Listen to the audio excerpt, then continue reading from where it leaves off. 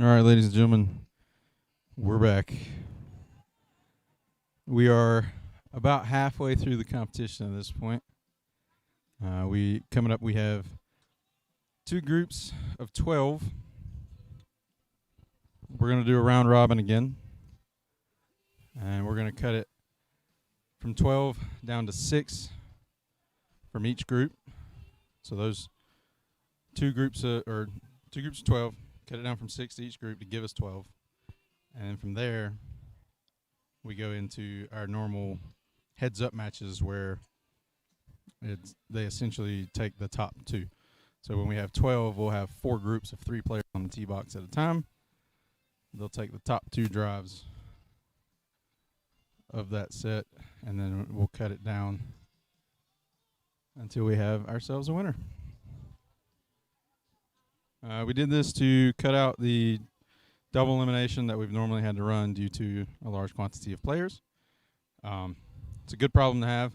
You know, we love filling up fields, and we hope to get even more people out here, right? Like, we want to get as many competitors out here as possible, so that way we can fill up the fields and potentially even expand the fields. I mean, how interesting would it be to have multiple day events on multiple different occasions throughout the year, not just the World Championship? So, but coming up in our first group of 12, we're going to have Scotty Pierman, Martin Borgmeyer, Ryan Winther, George Haggerty, Hunter Knoll, Wes Patterson, Kyle Berkshire, Zach Holton, Brian Kelly, Ryan Riesbeck, Bryce Verprank, and Ryan Gregnall. And then, of course, we have 4 ghost players just to even out the formatting system to where it's a round robin. So, again, ghost players on the tee box, it is imperative to get a ball in play. Guarantees you at least third place points. Other than that, it functions the exact same. A lot of hitting today, that's for sure. Which is what we want, right? We'd hate for somebody to fly halfway across the country, hit 12 golf balls, and go home. So.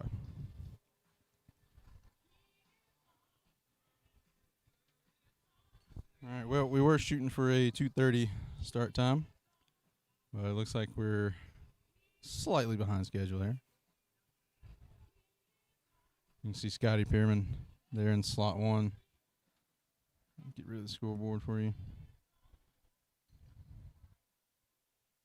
You can see Scotty out there in slot 1. He's trying to get a feel for the tee box.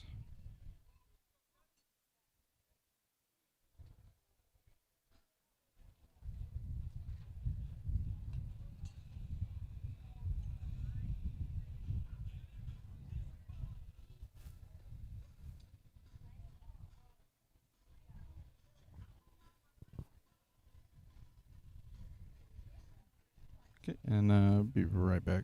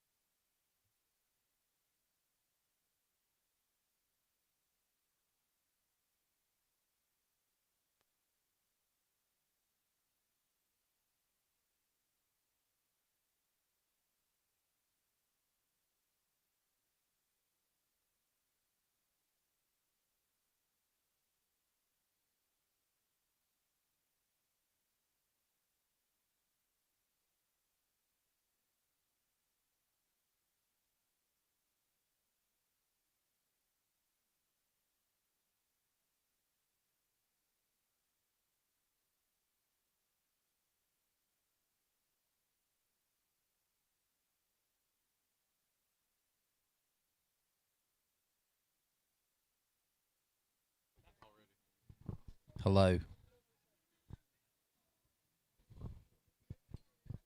We're back. Hour 6. I had a script that I wrote last night. I put one word on the paper and I stuck to my game plan. Focus. We have the honor and privilege. I can't say privilege. People, if you get veneers, just make sure that they're not, your teeth aren't too long, because I can't say privilege unless I really focus on it. They made my teeth too long at the top. Can you say privilege? Honor and privilege? Josh Koch? We are live. You can't? Okay, we got Josh Koch in the booth right now. Mr. Koch, a fine young lad who splits his time between Wisconsin and Orlando, one of the fastest men on the planet. Didn't go your way today. Well, you look good out there, you know. But what happened out there? Fans, are you ready? Let's get loud. Fans, are you ready? All right, up now for the final 24. First group, we have Scotty Perriman, Zach Holton, Brian Kelly. Gentlemen, the grid is clear. Okay, well, we got Josh Koch in the booth right now. Here we go. Scotty Perriman, Zach Holton, Brian Kelly, and a ghost player. The ghost player has not hit a ball in play all year. I know that we mentioned that a lot, but he hasn't hit one out of bounds either. This is the round of 24. They have two groups of 12. 12 guys are going to go down to 6 in this bracket, and the same in the next bracket. Then it'll be single elimination from that point on, from 12 down to 1.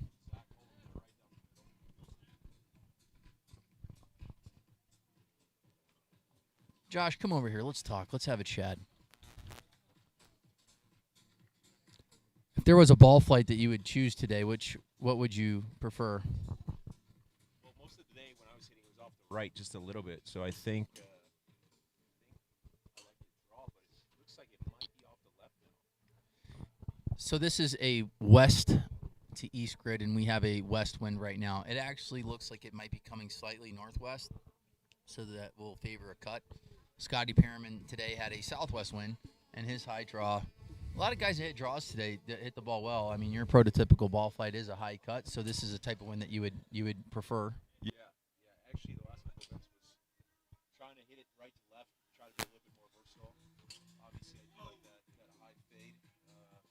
Sometimes into a right to left wind, it's not the best. You know? Well, Zach Holton just hit the longest ball of the entire tournament, 435 yards. Right now, it's a northwest wind, and Zach Holton hits a high cut. That was the one he hit was a high draw. Well, I just made it up. That's a good thing about this is that I can't see from there. And thank you for correcting me, though. Whatever. I'm sitting in the corner. I'm not even looking at the balls. I'm making stuff up. They can't see the difference. The same thing when, you're shooting an Instagram video. They can't see where the ball goes. Just fake it. It's hard to fake it, when you're in competition. But, yeah, Zach Holton, whether it was a high cut or a high draw, it's 435 yards, and that is a long ball currently. Scott Perriman trying to pick out a number right now. Scotty, looks like you like that last one.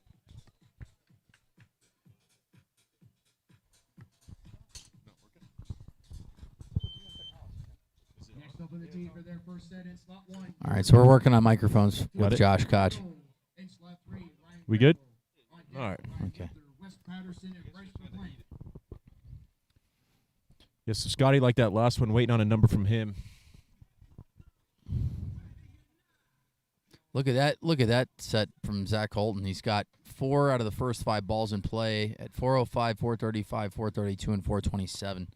Brian Kelly just filling it up as he always does. 3 out of 5 balls in play at 400, and Scotty Perriman on the last ball sneaks in at 410 yards to take second place. Ryan Gregno, I just kind of snuck in there this morning, right? A couple rough sets. Rough. He had 3 out of 30 balls in play, and they said that he got the most out of his points there. Trying to figure it out on the range just gets a little quick, on the tee box. But I watched him. Both you and I were standing on on the range about 5 minutes ago, watching him hit golf balls, and it looks like he's figured it out. Because I mean, he was hitting when he did hit the ball in play. It was a long way. So, and this right now is becoming more and more downwind, and it's getting hotter. Yesterday, it got up to about 95 degrees, and the farthest ball yesterday was from Eddie Fernandez at 441 yards. So we got here in the second. Have we seen that today yet? Zach Holton just hit the longest ball of the day at 435 yards. Ryan Gregnall, one of 3 guys to go 230 plus. And George Haggerty's been hitting it well recently. Really like him. He had a good event in Memphis, and seems like he's kind of finding his ways. He hits the ball in the center of the face, and he's one guy that actually doesn't hit a 48-inch driver, let alone a 47. That's a 45-inch Tour Series setup. I think it's like a 8-degree loft too, right? Yep. Taking David Mobley's approach. I like it. You know, a golfer, college golfer, great swing, in great shape as well. So that's a kid that could go 14 sets, and doesn't look like it would bother him too much as far as fatigue goes. I mean, how do you feel after? I mean, you've done it before, hitting 13, 14 sets in the day. Do you feel like you get stronger as the event goes on? Yeah, I feel like I get faster as the day goes on. That's the interesting thing about speed is it really doesn't make sense from a sports science standpoint. But I think part of why you get faster as you go on is I think your technique gets better. I think you get looser. I think your body gets comfortable. And, you know, when it comes to stepping on the gas, a lot of times it's mental, right? So I think that the more comfortable you get, the more you can kind of let it go. And when I've watched Kyle Berkshire do God knows how many speed sessions, but it's amazing. Like once he gets to about 120 to 140 golf balls, that he starts getting faster and faster. And people that are coming into the sport for the first time, and it might be a little overwhelming when you look at TrackMan numbers that spit out 20 different tiles, but those tiles mean a lot, especially when you're starting to hit the speeds that these guys are hitting now in the 220s, 230s. You know, you get really technical landing angles, spin access, spin rates, and it's not like we said before, a bunch of meatheads hitting golf balls, which we are meatheads. God bless us, but there is a lot of science that goes into it. But I know for me, pitching and even hitting golf balls, I always got better as the event went on, or getting later in a game, like pitching, like 6th, 7th, 8th inning, I was throwing significantly harder. I was more relaxed, and Yeah, I just think there's a mental barrier to a lot of this, and the more comfortable your body gets, the more it kind of puts its guard down and wants to move. I know that you've touched, your biggest number was 227, but like, where are you sitting right now? So today I was about low 150s, but only about 210 ball speed. I was just hitting like a glancing blow. I just did not feel like I was compressing it. Kind of was tipping back on it. So pulling left, face open. Yeah. So I just tipping back a little bit and adding a lot of dynamic loft. Yeah. Which is not a recipe for ball speed. The easiest way to understand it is if I was punching someone, it's like grazing their shoulder instead of delivering a solid blow to the ball. So that's kind of where I was at today. But seemed like I found something after the event. Hit balls for a couple hours and finally felt like I was finding the center of the face. So George Haggerty is very impressive, as mentioned, very similar to Jesus, who's standing right behind it. Jacob Galladay, guys that are really good ball strikers, and Haggerty is at 428 yards right now. Hunter Noel's at 415, and Greg Knoll and the Ghost player, they don't have a number on the board as of yet. But right now they're having the format set up as 16 hitters, even though there's 12 guys, so they're going to hit 5 more sets. So some of these guys are going to take 4 hours off and hit five sets of, it's 30 balls total, but it takes a toll on the body here. And in order to win this tournament today, you're going to have to hit 14 sets. High school education is at 84 golf balls? I think so. It's interesting. We've the last couple events dabbled with the double elimination format. I know you're a big fan of that. It's seems like this format definitely favors the higher speed players. Yeah, of course. I mean, you look at someone like Ryan Gregnall, and he said, he's like, I sucked. He was 3 for 30 in the grid, and he's still here, And you got a guy like Brian Kelly. I mean, he might have hit 20 balls in play. I'm pretty sure that he ended up hitting the most balls in play in that last set. But BK, at the end of the day, though, right? I mean, after experiencing double elimination now a few more times, you know, because I grew up in the point era, right? So, or I started in the point era. Yeah. At the end of the day, you got to hit it good either way. You know, you got to hit good shots, and you know, I think maybe the points format allows you to make maybe one mistake. Or two. Or two. Or three. I mean, you know, you say, look at Craig Knoll. He's my guy. He's my boy. You know, one of the guys I picked to win the World Championships. One of the favorites, and you know, he won 2 sets, and then he came in 4th.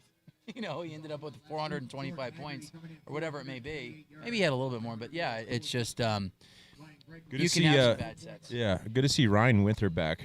I've only had the privilege of competing against him one other time in Mesquite, but I mean, just what's his nickname? Man Bear. Man Bear, yeah. I mean, he is a man bear for sure. So. And they said Winter has one gear, and it's all Fast. gas, no brakes. His prototypical ball flight was a pull cut. I mean, his ball would move left to right, even 20 yards, 60 feet of movement, if not more than that. But his landing angles were always really good. Land hot and roll.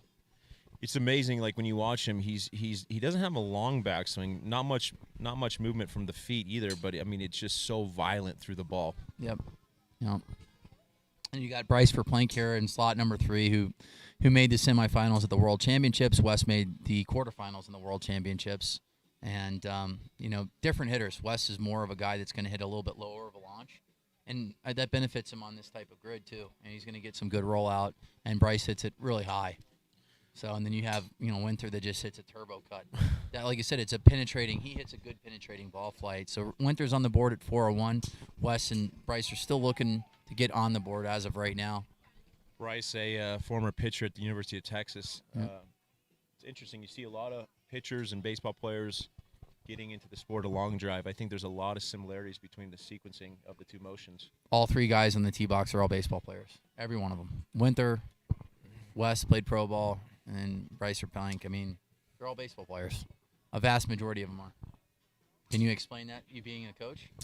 Yeah, I think when you look at how a pitcher's using the rubber from the ground up, right? I mean, the sequencing of the push and the way they're opening their body and loading the end of the chain, which is the ball, is pretty much the same with the golf swing, right? I mean, you see guys like Colton Casso actually stepping, which is kind of resembling that push, and then the way they create that separation is very similar from a sequencing standpoint. Bryce has a really fast lower body. Yeah. And say Wes and Winter are position players. So there's a different, like, it's almost like they're necessarily muscling through the golf ball. They're stronger because, baseball swing's a lot more short and compact, and a pitcher is more fluid. So for me, being a pitcher, I thought when I'm standing on the tee box up here, I'm thinking more like a pitcher as far as sequencing and my hand setting at the top was my lead foot landing. Yeah. Ladies and gentlemen, all right. Now finishing off set 1. In slot 1, Martin Boardmeyer. Slot 2, Kyle Berkshire. Slot Right now, Bryce Verplank is at 409 yards. Ryan Winters at 401. Wes Patterson, 371. We still need a number from Winter and 2 from Wes. Kyle's a great example of just really good sequencing. I mean, obviously he looks like he's put on some size in the last year, but really, in my opinion, he just maximizes what he does from a loading standpoint. Kyle's, I mean, it's been really fun to watch him progress over the last 3 or 4 years. Is climbing up the charts in speed. To go back to the last set, Bryce Verplank ended up hitting at 409. We have Winter and Wes Patterson at 401. Wes ended up getting it 401 on his last ball. And if there is a tie, they're going to chop up 150 points, so they would get 75 points apiece, but they still have to measure again. All right, so now Wes has just dropped down to 400. So Winter's going to take second place, and Wes is going to take third at 400. So 3 guys just going 400 yards, which that's a number right now. And we just, in the last 15 seconds, picked up probably 3 to 4 mile per hour of wind. You can feel it. Moving straight down now. Straight down wind. Still nothing you're going to see anything too crazy, but. How about Ryan Riesbeck? A lot of people don't realize he's actually running the event as well. We made everybody aware that all those kids are down in the grid. Told them they're allowed to throw at least one ball per set as far as they possibly can. Just kidding, but no. Ryan finished second to Kyle at the beginning of the year. His son Cash was the one that got hit with a golf ball, so they had to stop for a little bit. Ryan, the hometown hero, and the pros love this stop. It's such a great spot. Nicknamed Bubba. I found that out this week. Did you know that? I didn't. I'm never. Mr. Reed's back. I'm always gone. But Bubba, he doesn't look like a Bubba. He's too nice to be a Bubba.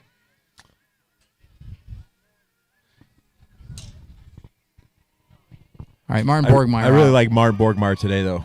I think he's one of the guys we're going to see at the end. I think swinging good. Obviously, one of the guys that has gone 230 plus. And I said he's up. For me, like the beginning of the year, Martin was not necessarily going full gas in the beginning, and not really utilizing his personality. And I think his personality plays a big role in it. And once you start seeing Martin talking and yelling and what have you, like he's locked in. And his first ball of that set is 420 yards. Berkshire's at 405. Ryan Riesback waiting on a number right now, but we know that the first ball was in play at 411. Kyle just built on it at 415. Martin Borgmeyer building on it, 435 yards. So he has the longest ball of the day as well, along with. So Martin actually has a jumbo max grip on this week, was an interesting adjustment. His idea, I know he fought that kind of overdraw this whole year, so putting a little bigger grip on will help take that left side out is kind of the thinking. Yeah, because he was using that 25-gram Golf Pride grip that I know that you use as well. Yep. But and it's the grip similar to Bryson's, but Bryson's grip is significantly bigger. Yeah, JJ also is hitting these grips, so it's cool to see what they're doing. They're able to create bigger grips with less weight on them. That's the big problem with bigger grips in general is typically they're heavier. Mm-hmm. They add weight to the club, and not what we want for speed. So it'd be interesting to see if he sticks with this. I said Berkshire sitting here in slot number 2. He's got a couple balls out there at 415 yards, 405 and 415. Now starting set 2 in slot 1, Wes Patterson. Slot 2, George Haggerty. Slot 4, Brian Kelly. On deck, Hunter Knoll, Ryan Winther, and Ryan Leesbeck. Martin Borgmeyer, 435 yards. It looks like Mr. Berkshire is at 415.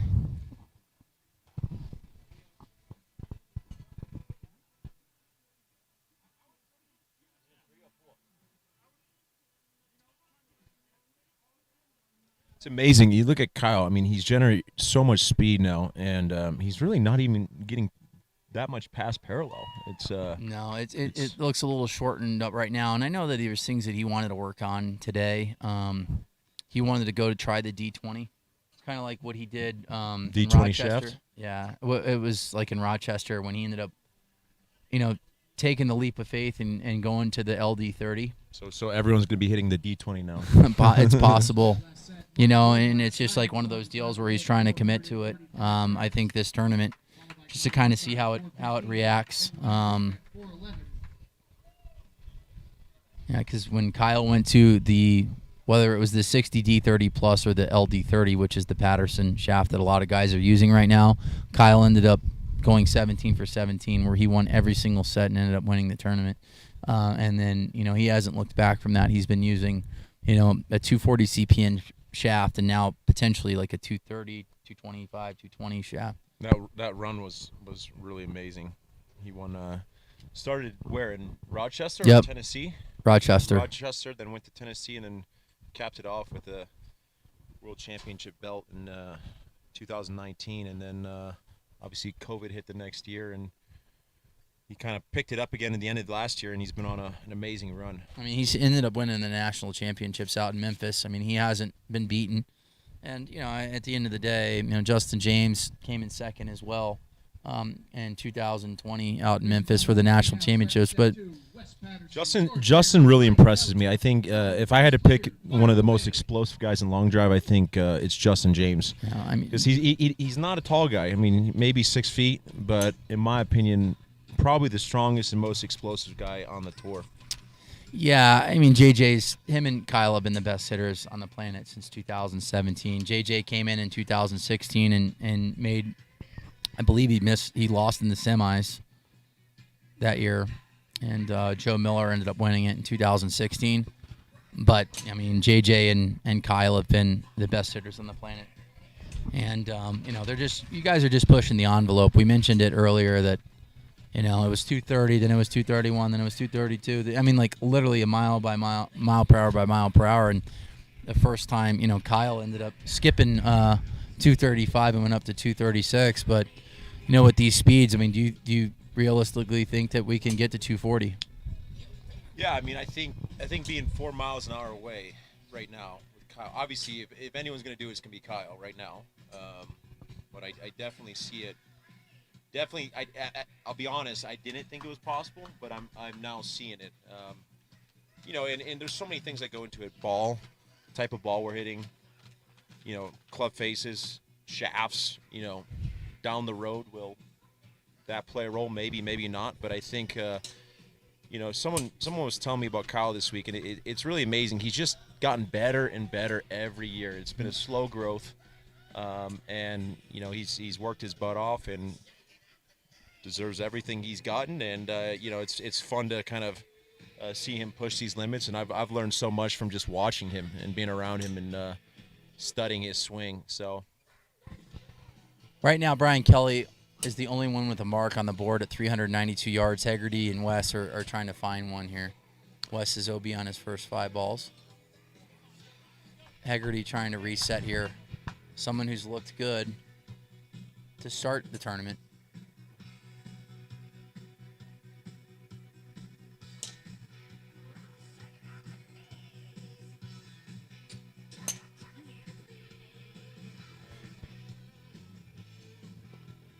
All right, so Hegarty is at 396.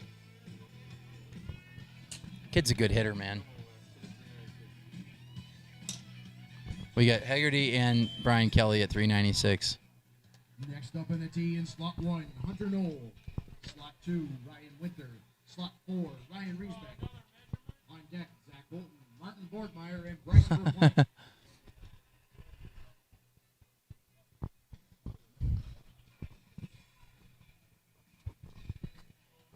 If you're tuning in right now, we are in West Bountiful, Utah, at Lakeside Golf Club.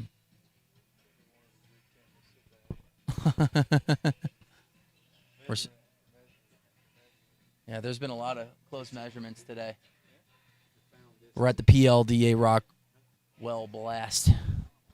Let's see if anybody's asking any questions here. Just fire away. Bry Roberts says hello. Josh Koch.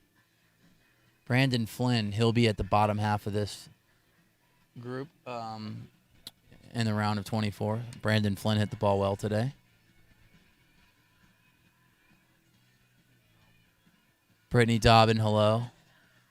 Expecting their second child.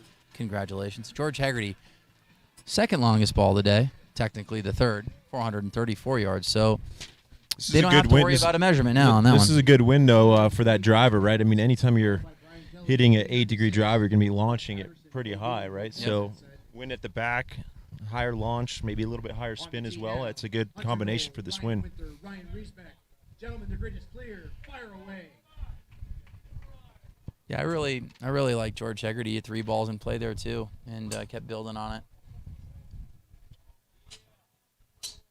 God, I love watching Winter just let it rip. Winter, the 2012 world champion, the Man Bear. You've probably seen him on YouTube. Started shooting a series called Driven. It's been on for a long time. Kind of took some time off. Didn't see him very much at the end of the 2015 to pretty much now. So. What year did he win? 2012. Yep. He beat Tim Burke in the finals. Tim Burke, another legend in the sport. Be interesting to see if he makes his way back at any point. It'd be nice to see him and Joe. I mean, Tim's got 2 world championships and 2 runner-ups, and Joe's got 2 world championships and a runner-up. They are. They will not be in attendance for this year, but Well, if Joe's tuning in, he might, because we've mentioned it a bunch of times that he needs to come out. I mean, he just went 153 a couple days ago as far as club speed. So if that was a perfect center strike on a track, man, that would be 230 miles per hour. Well, and if it's a carry grid, I mean, Joe Miller hits it really high. So very dangerous downwind. Yep.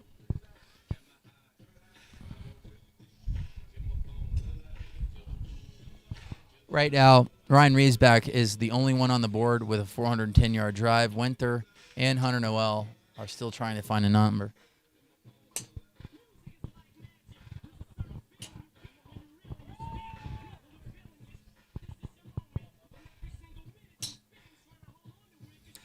Just amazing how powerful Ryan Winter is. Yep.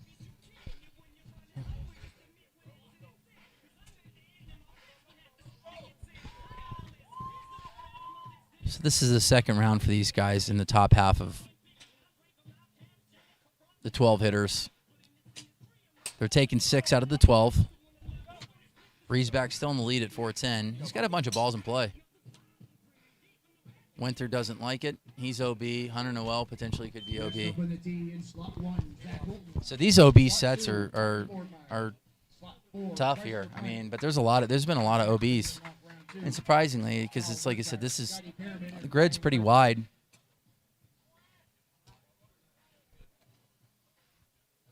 World should be fun this year, though. I heard of a couple adjustments that will be made, and I think will be really good for the sport going forward. Which is? Don't know if we're allowed to talk about them yet, though. So. No, we've already discussed that. Ball. We do have a new ball, but we're not going to tell you what ball it is. I'm not going to tell you. They paid me a lot of money not to say anything. Yep. A lot. I don't know. I'm not telling you what ball it is. What's it? I don't know what's known, what's not known. Not a question. I'm just going to tell you the golf ball that they're going to be hitting with has dimples on it. You're welcome. A bunch of them.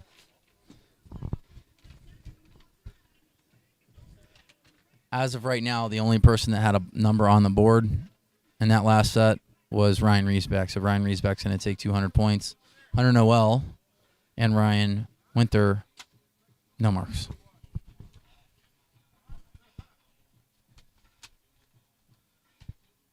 Bryce for Plank with the Jumbo Max as well. Wow, we might see a new trend here. Well, I mean, a lot of these guys are hanging out with the DeChambino. They're both in Dallas. Bryce and Martin. And yeah, and if you have a big sweeping hook, I mean, you're going to have to put a thicker grip on it, try to tighten up that dispersion. Yeah. You can explain that better than anybody else since you're a coach. Try to sell yourself. Try to get online classes for $500 every 30 minutes. Come on now. Come now. A lot of people will use bigger grips just to kind of quiet that trail hand, so it just slows down that release. At least that's the theory around it. I mean, I think Bubba Watson was one of the first guys to start that. But that would make sense if you're someone that hits a sweepy draw, right? You definitely want to minimize that curvature. Being that I do fade it, I like to have a little bit of a smaller grip on it just to make sure that it's releasing and squaring that face up. On the tee now, Zach Bolton, Martin Borgmeyer, and Bryce for Blank. Gentlemen, the grid is clear. Fire away.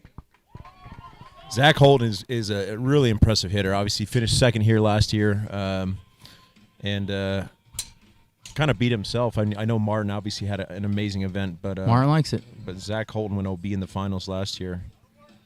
So Martin is being Martin Borgmeyer, which is nice to see. He likes his first ball. And you're looking at some of the fastest dudes on the planet Bryce just hit a good one on the right side. A little bit of fade. I think he's going to get a number here. I believe all three of these guys made the final 8 last year at the World Championships. That is correct. I think Zach Holton did make the final 8. I know Bryce came in third.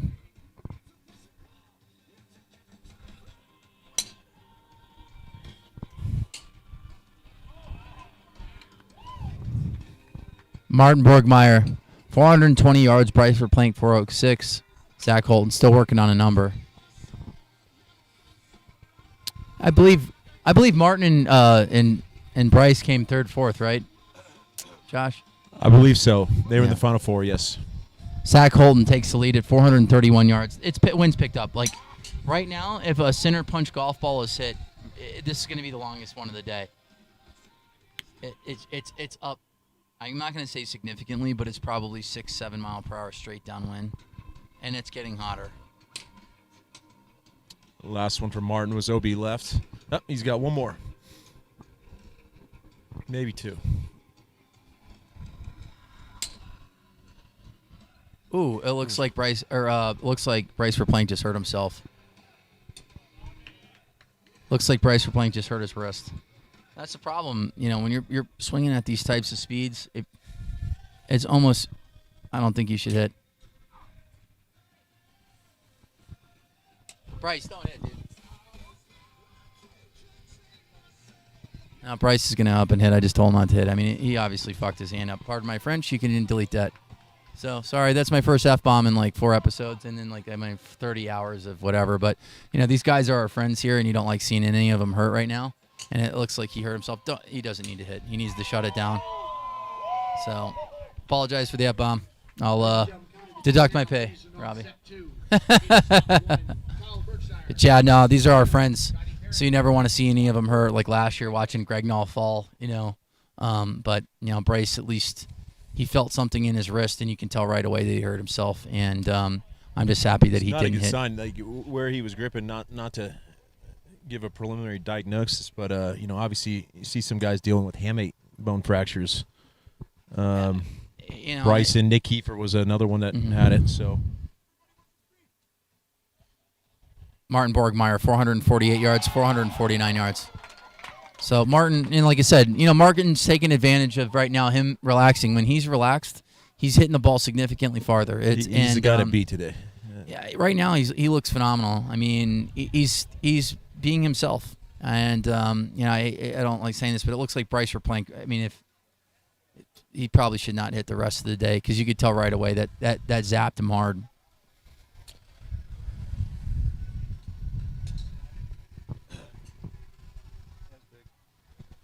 Yeah. So and to be expected. I mean, yeah, you got 448 and 449. The wind's picked up. It's straight downwind. There's no movement left or right. This is west to east grid, and this is a due west wind right now, and it's picked up. It's probably above. With the new longest drive of the day, 448 yards. Martin Borgmeyer. Zach Holton, 431, and Bryce Verplank, 406.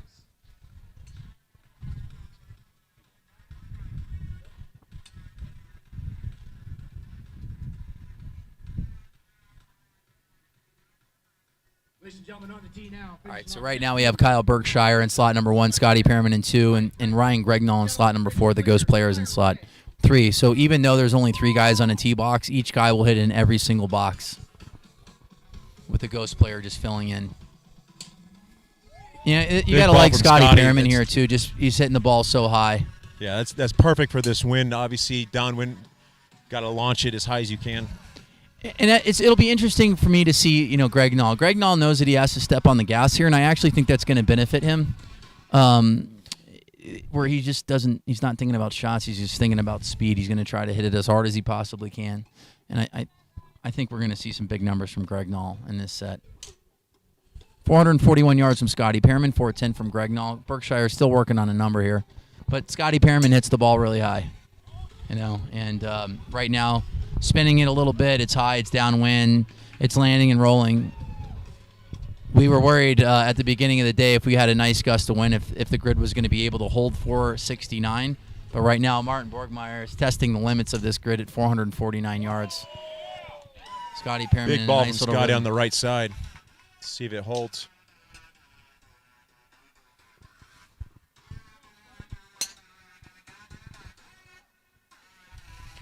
Greg Noel just doesn't sound like he's catching it. Yeah. Kind of sounded a little bit like mine did. All right, Kyle, still working on a number here, down in slot number 1.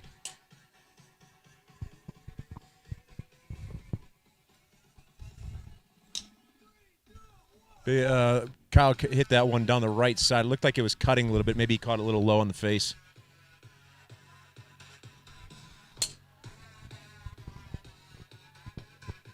It looked like the last couple swings with Kyle, he's getting almost to parallel.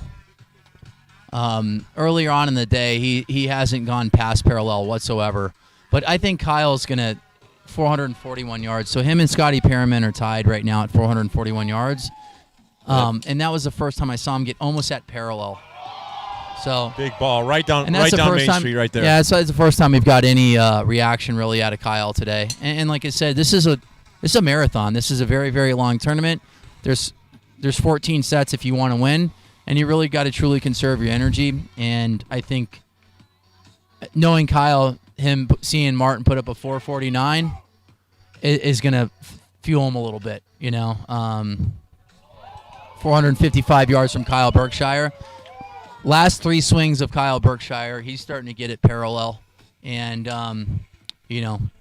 he's taking the approach of the marathon. Ball is OB right for Kyle. So Kyle Berkshire, longest ball of the day, 455 yards. It's interesting. The first set this morning, he wasn't rocking as much as he is now. It almost looked like his 2019 swing, but as he's getting going, obviously we're seeing more momentum in the feet. I'm just looking where he's setting his hands, Him and I have played a lot of golf, And, I mean, the first 6, 7 sets, it looks like he's just taking a golf swing at it, and he's putting up 223 ball speed. But I think Martin Borgmeyer's 449. Yeah. I think that's a smart move. No, hopefully you can't. he's not hurt, but I mean, you want to be healthy for the World Championship. So. And this is a big set too, for Kyle and Ryan because they're.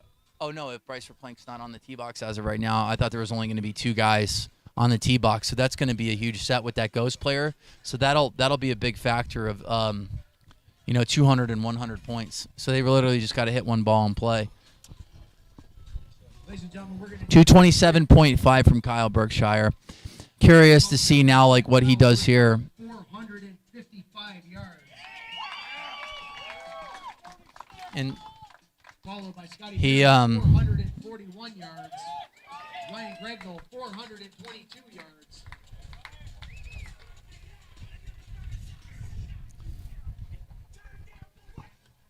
right now we have 2 world champions on the tee box, and we've got BK, Brian Kelly in slot number 1. So this is the first time I think Kyle and Ryan Winter have shared a tee box. So you got 2 world champions on the tee as of right now. Kyle starting to get in a little rhythm. You can tell.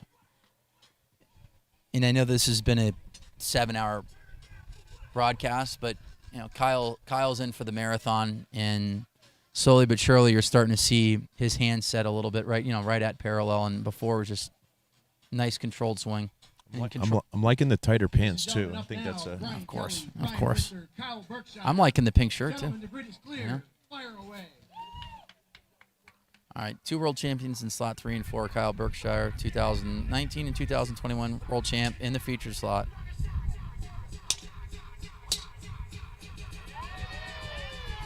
The one thing I like about Ryan is that he's not even wasting any time. He's putting balls out and play right away. And interesting strategy from Ryan, going about 3 feet back from the front line. Purely comes to footing. He uses the ground. You know better than anybody. He's using the ground. He's so strong.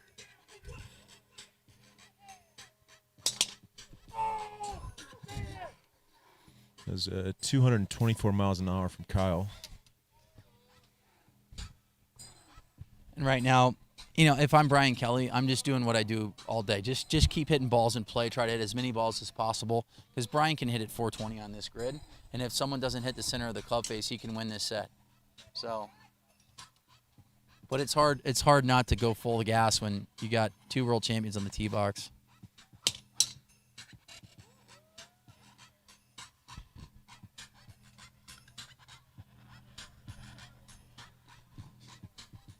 As of right now, there's no marks. Brian Kelly, Ryan Winter, and Kyle Berkshire. I'm guessing Winter's first ball's in play.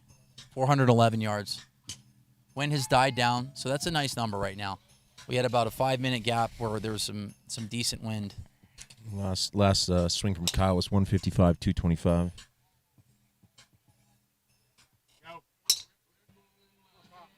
And there you go, Brian Kelly, veteran, 410. He's just going to put balls in play, period. Kyle's down to 2 balls here. Not sure if he's hit one in play as of yet. 0 for his first 4. See if he gets faster or slower with these last 2 balls, having to put one in play. I feel like Kyle's actually more accurate when he's going full gas. Yeah, I really it's do. 225, so it doesn't look like he's backing off of it at all. And that's the spin numbers that I know that he likes to see right around this time, is right around the 2,500, especially with this golf ball. 14.5. Yeah.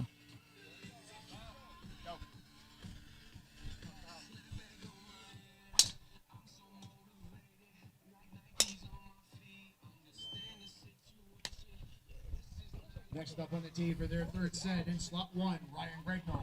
Slot 3, Martin Borgmeyer. Slot 4, Wes Patterson. All right, so that set, it looks like Ryan Winter is going to take it at 411 yards, hit his first ball in play, and tried to build on it, and didn't have to. Brian Kelly. Perfect example of a guy like Brian Kelly, though. Like you said, just filling it up, and maybe someone goes OB, and sometimes you got to get the breaks too to do well in these things.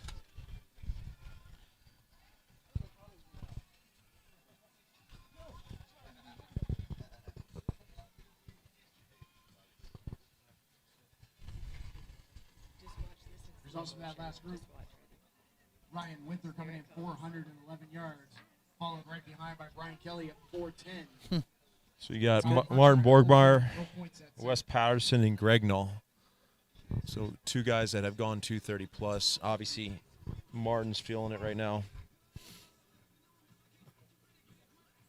Well, right now, Martin needs to hit 1 good ball out and play, and he'll have, at the bare minimum, 500 points. And curious to What do see you if think the mark will be with 12 hitters. Yeah. I'm not sure, honestly. Top 6 advance? Yeah, 500 maybe. Yeah. I'm going to say it's probably closer to 500. Kind of like this new format, though. Yeah, it's good. And like I say, Big problem with these one-day events is the time, right? That's it's coming up with the right format to allow all the play to get completed. so right now Martin Borgmeyer just needs to hit a ball in play per se, and he just needs to. We got a short par 4, just hit it in play, put it on the green, 2 putt for par type of deal here. Borgmeyer just hit one on the left side. I don't think it's going to hold, though. It's going to be close. It's got to kick right. Got a little bounce right, so we might have a number there from Borgmeyer. A nice little draw. All right, I'll take a peek here at Greg Null. We got Wes Patterson here in slot number 4 with the blue golf balls. Will be left from Wes.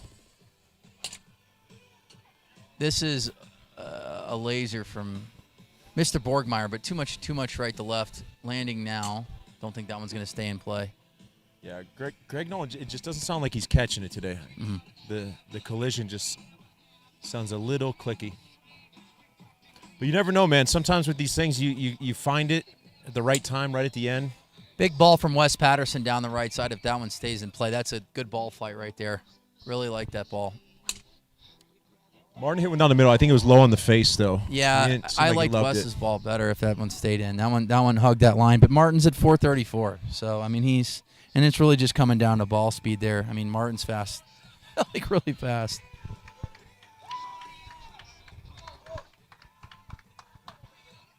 Said Wes made the final 8 as well. And then Greg Null bubbled. And someone like Wes, this is a good grid for him too because he hits a nice straight golf ball. Ooh, Gregnaw just pounded one down the left side. That was the first one that sounded really good. Yeah, Wes is at 415. It's a little flatter ball flight, so it might have needed a big jump. Yeah. But I think I'd be shocked if it wasn't less than 415. Oh, this ball is. It's just a matter of what type of strike this was from Martin, but I like that ball height a little bit more. But he's a little right to left.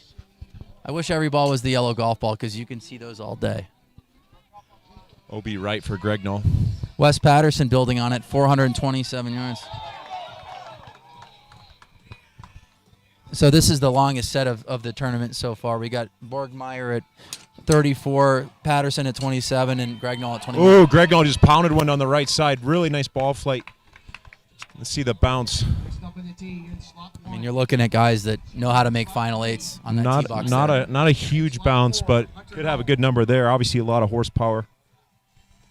Good set from West there. He went 415, 427, 417. Gregnaw 421, still waiting on a number here on his last ball. Martin in the lead.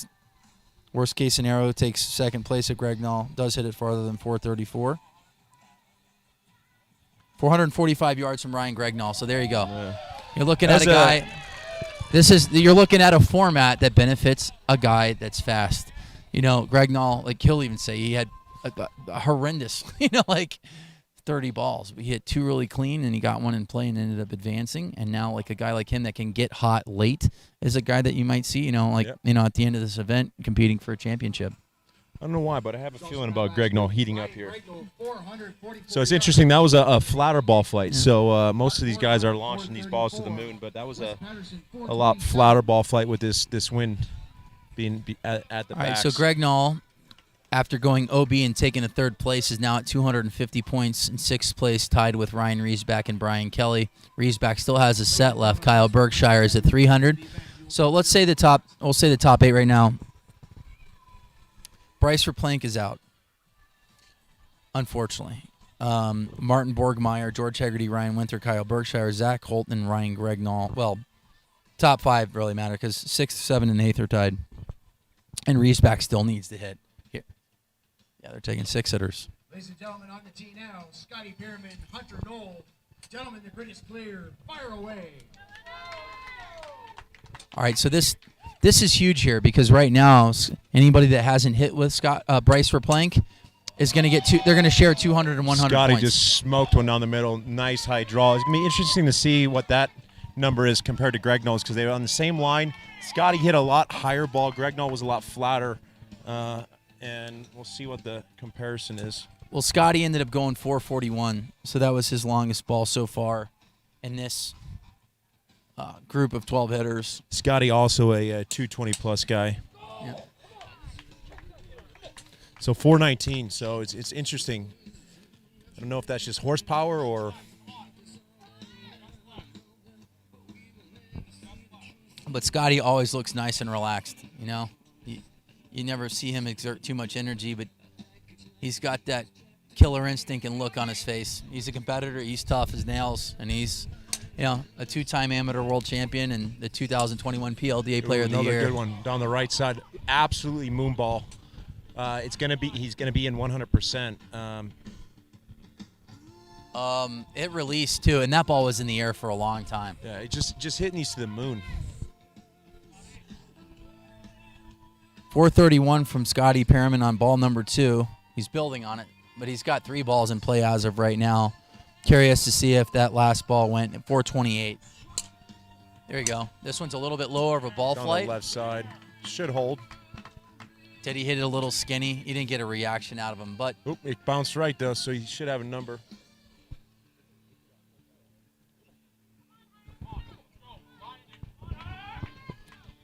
Mr. Pearman put on a clinic right here. He's pulling a Joe Miller right now. That's like, you know what? I'm like the announcer that should just get punched in the face. It's like the perfect game. He's throwing a perfect game. Joe Miller is the only guy, I believe, that's hit 6 for 6 and play at 400 yards. Oh, another good one. That's going to be in on the right side. Wow, that ball is in the air forever. Is it going to hold on? That's the question. Oh, yeah. It is. It's in play. Not a big bounce, so it looked like it kind of sat, so But he did get a gust kind of mid-ball flight. Now that I've already said it, Scotty Perriman has the chance to hit the longest set All in right, the history can he go of our 6 sport. for 6? No pressure, Scotty. He did. And he did. No, it's Oh. going to be tight. It's going to be tight. OB left. Joe Miller, I don't know. It's going to be tight. Needed a bounce to the right. Ladies and gentlemen, I mean, we're talking a yard. If it's out, it's maybe a yard out of play. Yeah. Well, That's impressive. Yeah, because To I go- believe to hit 6 balls that tight of a dispersion at those speeds. Let's see if he gets a number. I don't think so. It would have had to kick pretty hard to the right with that curve on it. So I don't know. Well, at 395 yards and Scotty Perriman at 431. All right, He's so you balling. jinxed him. I didn't jinx him because he hit his 5th ball in play. I said it on the 4th one. So the people that are tuning in, Joe Miller, your record's still intact there, big guy.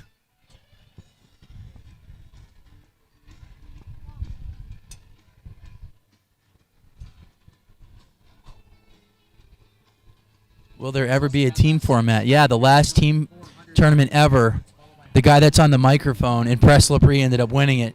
You're welcome. We even beat Will Hogan and Riesbeck, 2 world number 1s twice. Kyle was in that one too. It was just destroying world number 1s. The ILDC one, but we're talking about the team one. Yeah, but we're talking about a team one. Me and Press. I told Press all I got is 335 that day, and I hit 3 sets at 335, and he had to hit 2 balls in play at like 360. Shout out to Press Labrie. But yeah, Scotty Perriman put on a clinic that last set. Bubba Riesbeck with a nice little slider down the right side. A little flatter with a little fade on it. George Hegarty has looked great all day. Big high draw. This one, is it coming back? That is the question. This one's hugging down the right line. Doesn't look like it's going to stay in play. So obviously downwind, it can favor a higher spin player. As we know, when the wind's at our back, it's going to reduce spin. So spin is important to keep it in the air. So be interesting to see what, like we talked about earlier, obviously this could be a great win for George.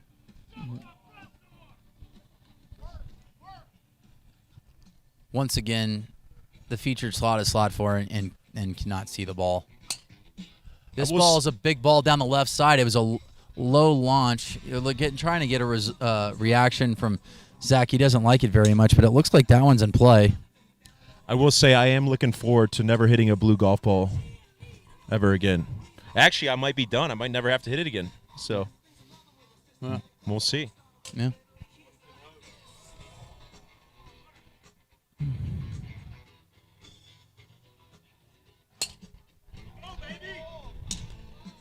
Oh, Hegarty, good ball right ripped here. one. Sounded good. That one plateaued a little bit, too. That one's not falling out of the sky. I like the landing angle on that one. Granted, if I had to guess, it was 43, not 48. Hegarty's safely in play right down the middle. Zach Holton thinned his 3rd shot. He's at 431. Hegarty's at 406. Ryan Riesbeck's at 424. George Hegarty's 4th ball was better than. So obviously we didn't see a lot of emotion. You couldn't see the ball there. Once the ball gets above the mountains with this blue sky, it's impossible to see. 429 yards from Martin Borgmeyer.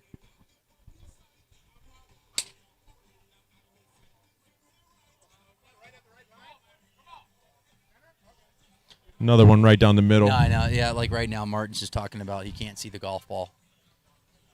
And I know that we sound like robots and saying the same thing over and over again. But when you're trying to shape shots or see ball flight and you can't pick it up, it's difficult. Well, the hard part is making an adjustment in that last slot, right? Yeah. I mean, if you can't see the ball flight, if you're not hitting it good, it's impossible to. Another one, right side. Yep. So Martin 3 for 3. Wind has picked up significantly in the last 15 seconds. 2 nice shots from Hunter and Brian right down the middle, so they should have some numbers. Martin looks extremely relaxed. Extremely relaxed.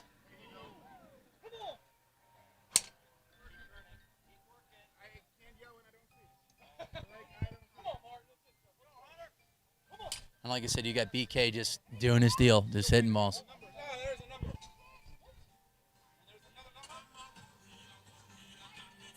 So Martin putting on a nice little clinic here. He's at 429, 434, 435. We had about a 30-second window where the wind had picked up a little bit. Now it's died back down again.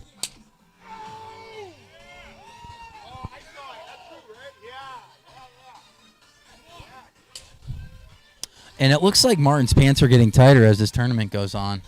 Those are, they're permanently stuck to his leg, it looks like.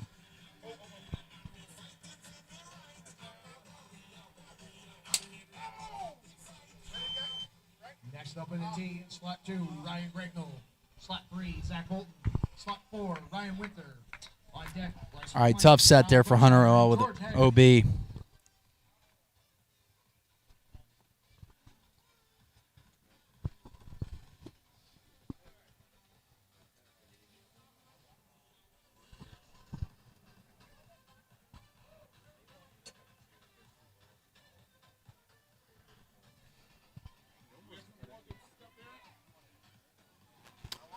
Hunter Noel snuck in there on his 5th ball at 425 yards. Martin Borgmeyer, 452.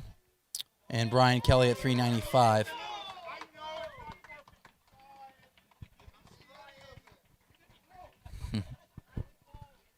Martin's just putting on a show right now. And like I said, nice and relaxed. 452 yards. He looks fast, too. Looks really fast. 425. Brian Kelly. Like I said earlier, I like Martin today. He's my pick.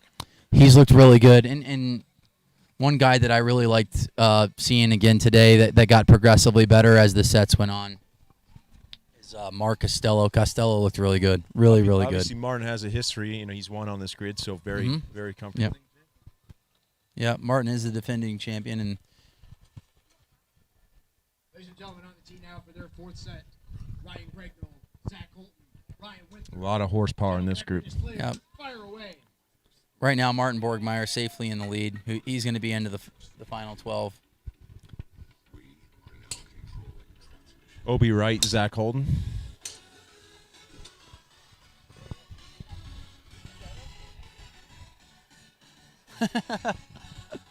This is just comical. Winter hits his first ball, and he goes, "Where did that go?"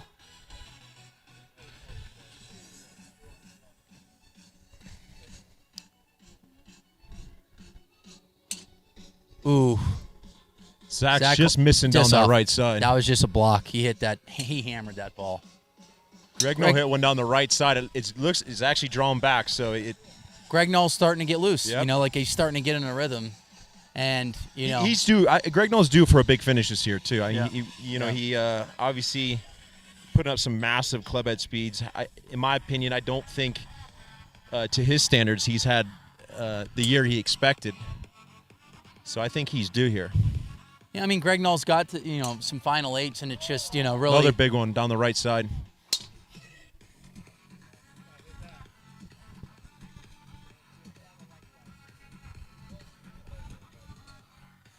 Let's look at some numbers here. Ryan Winter's at 428 yards. First ball again. I mean, Winter literally, I feel like he's hit every single first ball in. Ooh, this ball's ripped. Yeah. Absolutely ripped. But you're not getting much of a reaction out of Zach Holden. Big one from Gregnell there. Oh, big ball from Winter. I saw this one. This one started down the left side of the grid, and if he has his prototypical cut, this one's going to be a good ball. Lower ball flight, but like I said, we're on a roll grid today. We're live in West Bountiful, Utah here. Zach Holden's just missing down that right side. I mean, he's probably had about 3 balls that have been a total of 5 yards out of play. Gregnell's starting to get locked in. He's got 2 balls at 425 and 423. Zach Holton's ball at 402 was thin. Winter just hit a nice little turbo cut down the left side. Winter has built on his number at 431 yards, but Gregnell's starting to hit more balls in play. He's got 3 out of 4 in.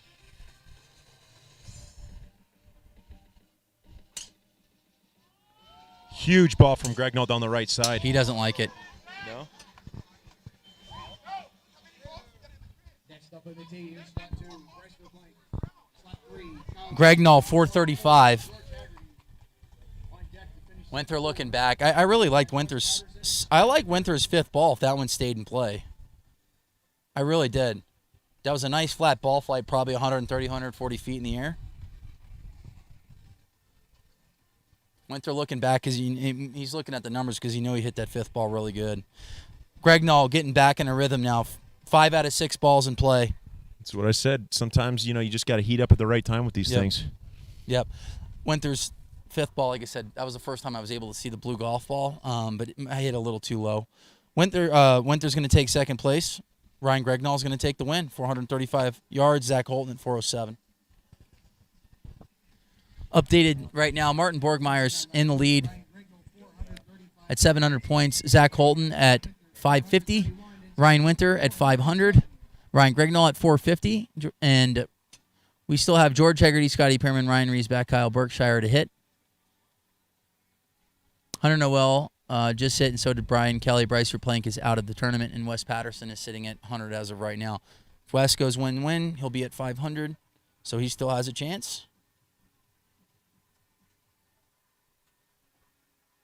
So if Kyle Berkshire wins this set, he will have 500 points. George Hegarty would have 650, so he's in. Hegarty just probably needs to take a 2nd place right now. He'd be safely in at 550. Maybe not. You don't know. We're sitting. I mean, it's bottlenecked.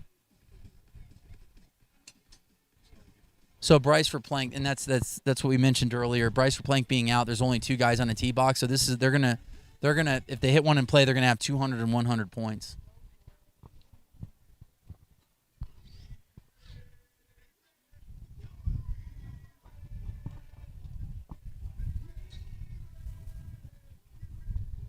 Wind seems like it's actually picking up a little bit. Kyle going OB in his last set. Just focusing right now, hitting the center of the club face and just putting a ball in play. Gets him 100 points. That would get him to 400 at the worst case scenario if George Hegarty ends up taking down this set. But if Kyle does win, he would have 500 points. And like I said, Hegarty is practically guaranteed to have 550 points. So this is the LD20 he's hitting? Yeah. Yeah. Different setup for this event. And what is the difference in CPMs of that to the 30? I'm going to guess it's probably 15 to 20 points, probably 220 CPM compared to like a 235 to 240. So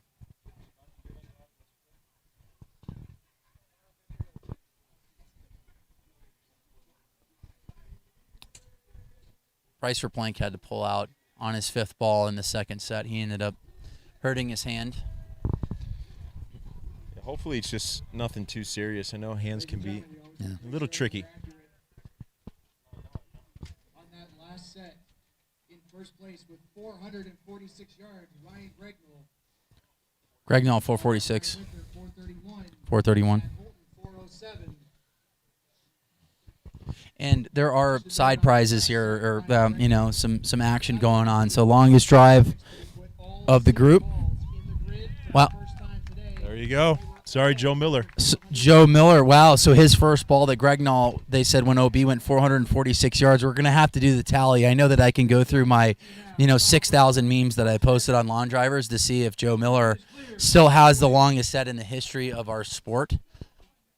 But So Ryan Gregnall he had all 6 in there? hit 6 balls in play. So he went from hitting 3 out of 30 balls in play to hitting 6 for 6, which means he's figured it out. Kyle hit one on the right side. I don't think it's going to hold. It's right on the line coming down now.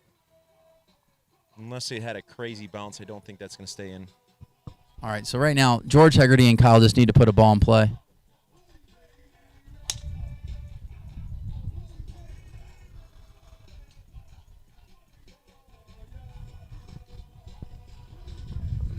All right, big gust of wind. Big gust. Kyle Berkshire, this one's holding the line. Not too much movement right here. This one's hugging, and it's trying to straighten out a little bit. This one's down the right side of the grid. Big bounce, kicked left. That one's going to be a big ball for Kyle Berkshire. So he has one in play, and like I said, the premium right now is to just put a ball in play because they would be, at 200 and 100 points since Bryce Verplank is not in this. And this group That was definitely his fairway finder. Obviously, we didn't see much momentum in the feet there. Yeah, the old 442-yard fairway finder. Kyle Berkshire, 442-yard bunt. Little sacrifice bunt. Move the guy over to second base. And George Hegarty taking his time as well. Extremely important set right now for these guys. This one's going to be OB right. Just missing down the right side. Kyle Berkshire, Martin Borgmeyer with the longest balls of the day. And George just pounded one down the middle.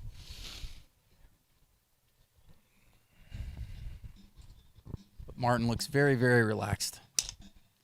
Skinny.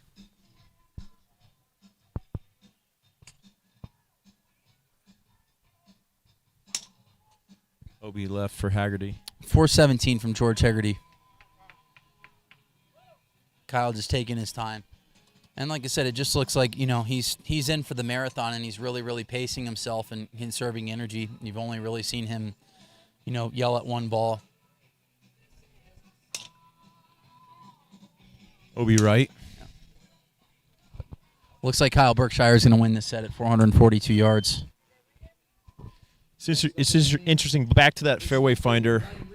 I saw him make a similar swing earlier that was 217. So a 217 fairway finder, obviously, that's the benefits of being able to hit a 236-mile-an-hour bullet is you can cruise at 217. Well, he hit that thin. The one that you mentioned was thin. We looked at his numbers. He was 154 miles per hour at 217.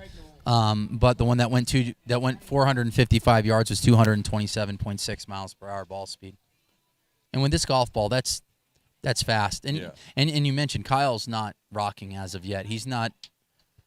And if he was in his speed session, he would probably be. He has 4 levels. He's probably level 1.5. Yeah. I mean, you can just tell he's conserving energy. Is that Is that him saying he has 4 levels, or are you saying he has 4? He has 4 levels. He said it.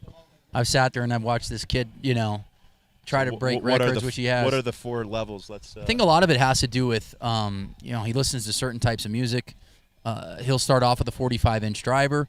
He'll hit 40, 50 balls with the 45-inch driver, and once he gets to about 222, 223 with the 45-inch, he'll progress into a long drive setup. And when you start seeing him hit, he's more looking at swing speed in level 2. 150 to 152 miles per hour. Level 3, he'll have different music. He'll have on his 3rd or 4th Monster drink, and he'll be getting up to right around 154, 155 ball speed or club speed, and looking at ball speed as well. But then when he's all gas, I mean, he's sitting right around 156 to 158, 59 miles per hour, and when he ended up going to 34.4, that was a proper session where he hit 41 balls out of 118, 230 miles per hour. Yeah, that's fast. So we got Ryan Riesbeck, Wes Patterson, Scotty Pearman.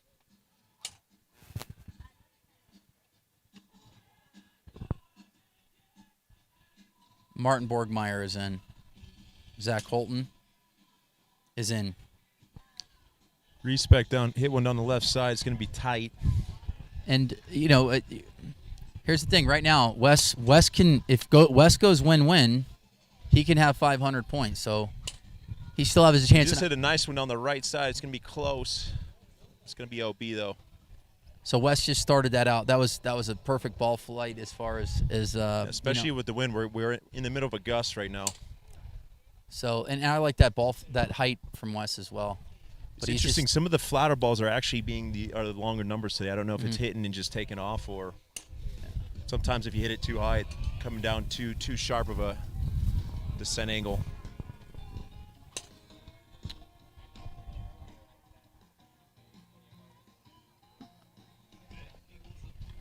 Ryan Riesbeck is the only one with a number on the board as of right now at 390 yards.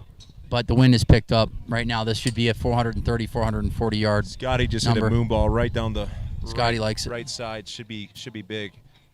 And it just watching Scotty Pearman, I mean, he's just very methodical about his business, and he's just so relaxed. Really, really relaxed. He's a professional. He has been doing this for a long time. He's working on his breathing. That's one of the other benefits of this format. I mean, you start off good. You can kind of coast your way through it. And not only that, you get to relax, and actually your numbers are normally going to be a little bit better. You're not pressing. That one, I said that. He just went full Yeah. gas. It's the first time I've seen him really run it. So he's going to have a number there. That should be 431. that ball is in play.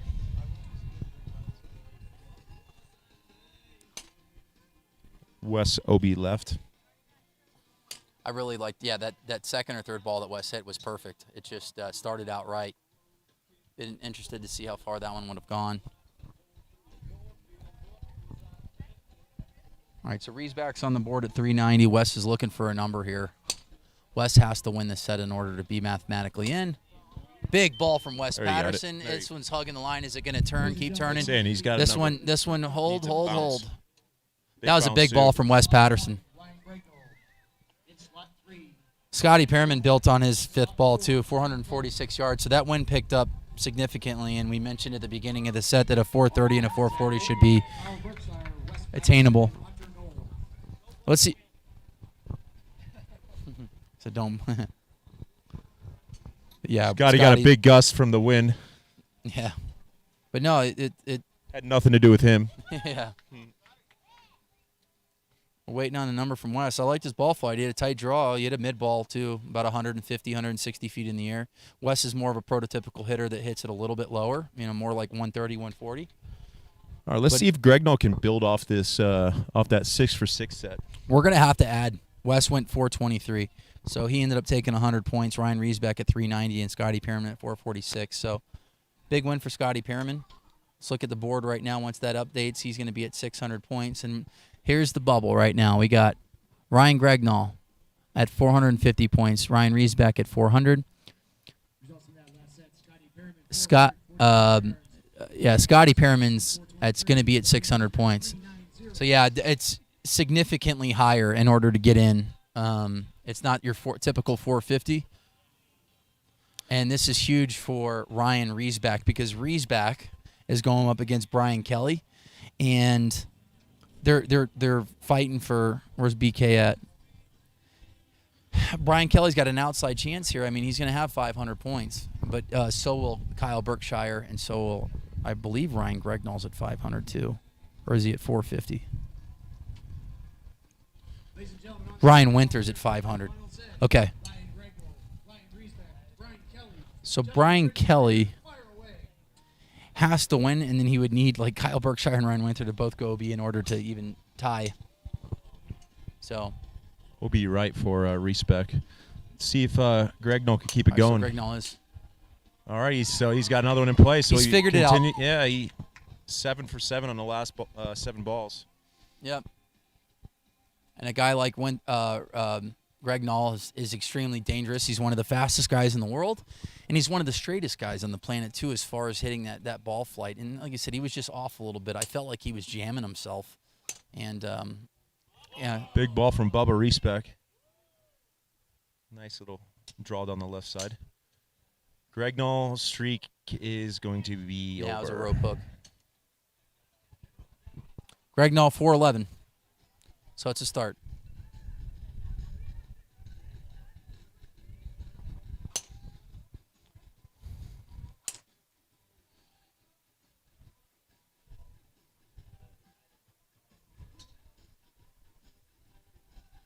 All right, so if Gregnall wins the set, he'll be at 650. If Riesbeck wins the set, he'll be at 600. Pounded one on the right side. I think it's going to be OB, though. Maybe a yard out. So these numbers are easy to get to as of right now. Like saying easy, 411 isn't easy, but with these conditions, I mean, all of these guys have hit it in the 420s and 430s. And Gregnall can build on his 411 as well.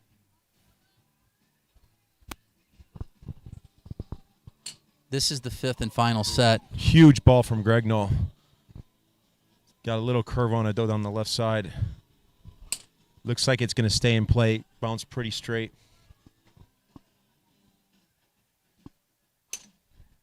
Yeah, Gregnall's balls just sound a lot different now. It sounds like he's actually hitting him in the center of the yeah. face. Like like I said, you weren't on it with me and Coyce, but it felt like he was just jamming himself, and he was doing another one. he was doing kind of like a step, in his deal, and he was stepping into a divot, and then he stopped. So I hadn't seen that move from Gregnall ever.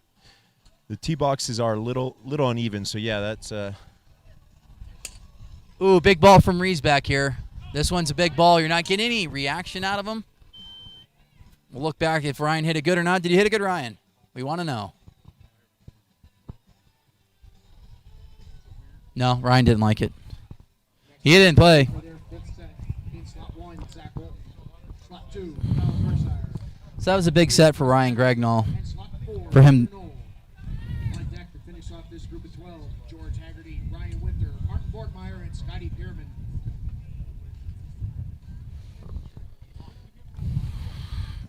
Ryan Riesbeck 394. So Gregnall wins the set at 419. Gregnall, yeah, he's in.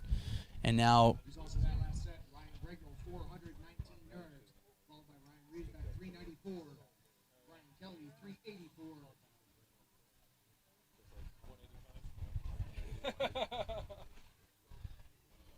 So this is for Kyle Berkshire, a second place or better will get him at 600 points. Let's try to take a peek at the leaderboard now.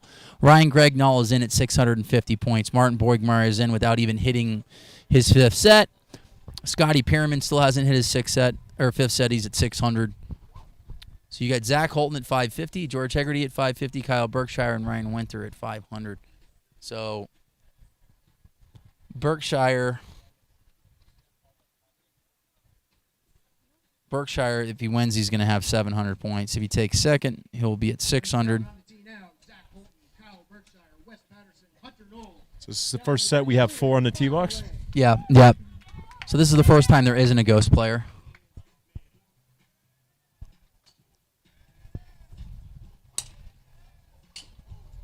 Zach Holton with the ball hugging down the left side.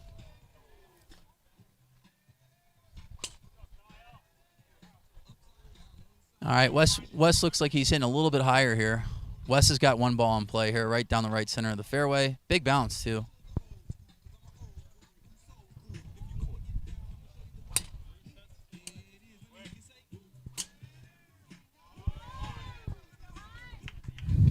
Kyle Berkshire with 435, so it's a good start for Kyle. This one's floating out right. Kyle, doesn't look like that one's going to be in play. It's gonna hold. It's gonna hold on the right side. But Kyle starting off with 435, which is plenty good. Still waiting on Wes Patterson's number, and I said I liked Wes's ball flight. The wind's died down a little bit though. If you're looking at the flags, it's a little left to right now. Zach just hit a big one down the left side. Kyle hit a bomb there. Kyle now at 439 yards.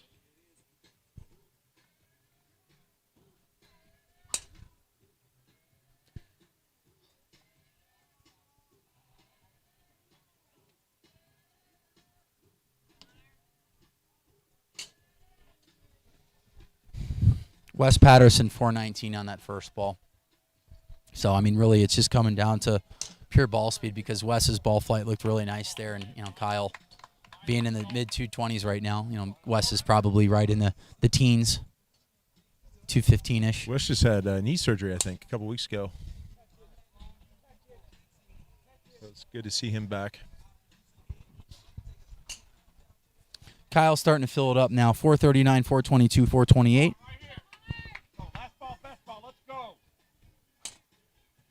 Wes just pounded one on the left side. Now Wes looks good.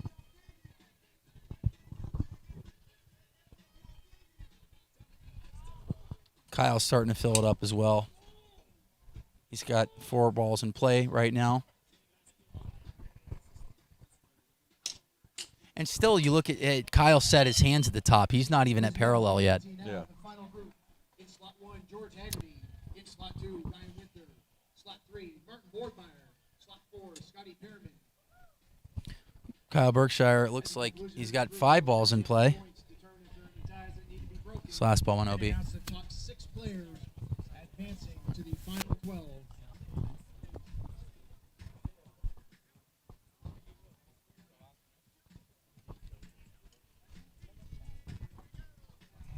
All right, so Kyle Berkshire ends up taking down that set at 439 yards. Wes Patterson currently at 419. Zach Holton, 394, and Hunter Noel at 389. Zach Holton improved on his last ball at 407. Is still going to stay in third place.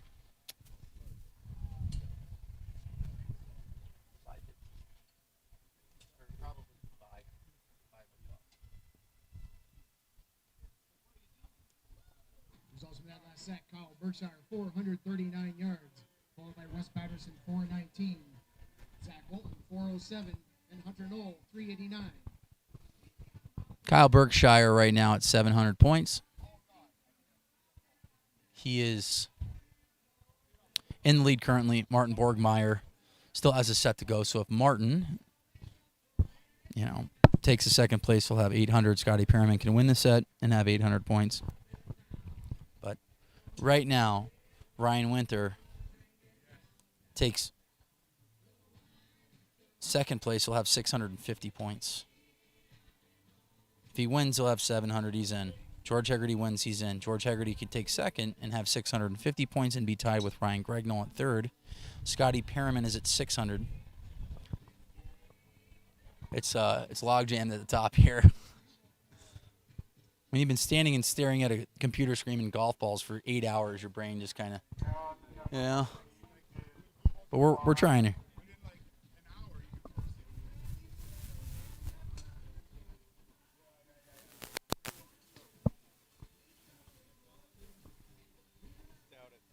I don't know, just putting it out there, but whoever hits the longest ball will probably win the set. That's not necessarily true, because you could hit it out of bounds. You could hit the longest ball, but it's in play. You have to say longest ball in play. All right, George Hegarty, Ryan Winter, Martin Borgmeyer, Scotty Perriman.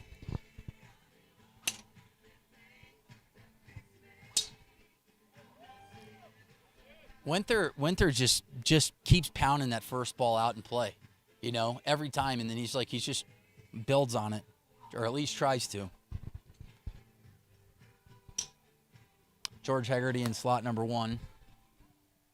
He hit one down the middle. Didn't look like he caught it, though. OB right for Borgmeyer. OB right, Winter. Yeah, it's like for me, I hope we get to see this personality from Marty Borgie 240 here when you get down to the round of 12. Because he hits the ball significantly better when he's in that state of mind. He looks nice and relaxed. I've been very impressed with him this set. And today, he looks really good. I like that ball flight from Borgie. That was you just got to block. square it up a little bit. Yeah, that was just a little late on the fastball there. It was just a block. Straight. It's dead straight. Let's look at the numbers. Ryan Winter, 412. Scotty Perriman, no marks. Martin Borgmeyer, no marks. And George Hegarty at 385. Let's see what George Hegarty needs to do here. As mentioned, Hegarty's going to be close. He's in 6th as of right now with 550 points. There could be a massive logjam at Just 600 if right Ryan for Winter Borgmeyer. takes second and George Hegarty takes third. Winter just pounded right down the middle. Nice flat ball flight. So Scotty Perriman right now, he puts a ball out on the board. He needs to hit one just in play. If Scotty Perriman hits a ball in play, he's in. Just needs to hit one ball in play.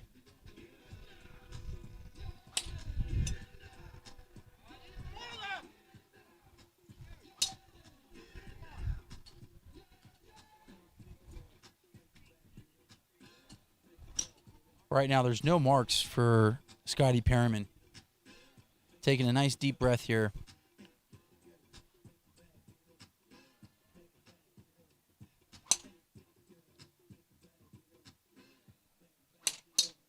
George Hegarty, 423. Borgmeyer.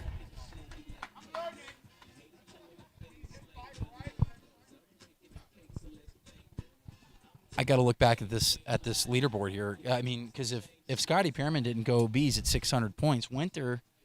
Ladies and gentlemen, as we wait to get the final results. Because I think Borgmeyer might have beat everybody on that last ball. The first group up will be Chance Olson, Reed Russell, Colton Castro. Group 2, Sean Johnson, Scott Littlefield, Menashe Masawi. Scotty Perriman went OB, so he has 600 points. Ryan Winter took 5th or 3rd place, so we'll have 550. All right, so it has been set. If Ryan Winter, which he did, he took third place. Martin Borgmeyer on his last ball ended up winning the set. So Ryan Winter is out. Kyle Berkshire, Martin Borgmeyer, Ryan Gregnall, Scotty Pearman, Zach Holton, and George Haggerty are going to be your final 6 guys in the top half of this bracket of 12 hitters. Martin Borgmeyer in the last was the spoiler. That would have been crazy because there had been a couple ties at 600, and there might have been a playoff between Scotty Pearman, Zach Holton, and Ryan Winter. And it didn't happen. So Martin Borgmeyer became the spoiler there on that last ball at 435 yards. But we're done with the top half of that bracket. Martin Borgmeyer looked fantastic, and the guy that made the biggest adjustment was Ryan Gregnall. He may or may not have the longest set in the history of our sport. We're going to have to look at the yardages because Joe Miller was the king for a long time. Yeah, we're going to find out right now. I'm going to try to find this meme that I sent probably a year ago. If anybody has that picture, please send it to me. Of 6-ball set. No, 6 balls. The longest 6-ball set in the history of the sport. In second place with 700 points, Kyle Berkshire. Tied for third. I got an hour left, and then I got to fly out to Los Angeles. So, Steve, you just, let it rip here in the booth.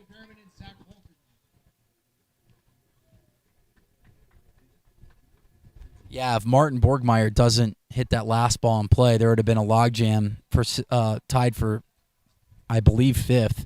It had 3 guys fighting for 2 spots, but it didn't happen. 6 guys are in. Once again, Martin Borgmeyer, Kyle Berkshire, Ryan Gregnall, George Haggerty, Scotty Pearman, Zach Holton. No surprise. No surprise at all that those guys are going to be there going into the round of 12, which is a single elimination format where there will be 4 sets with 3 guys taking 2 spots on the tee box. So a third of the field will be eliminated in the round of 12.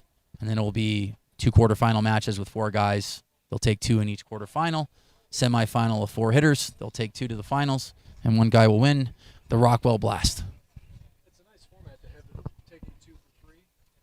Yeah. Kind of swing out. No, all right, well, I put one in now. I really can build on it. Absolutely. Well, it's a long day. I mean, standing here in the booth and talking, I mean, geez. I can't have enough energy drinks, I don't think. My 18th cup of coffee was about 4 hours ago, and I drank John Griffin's coffee. Sorry, John. All right, so who do we have in the second group going up? Everybody else, thanks.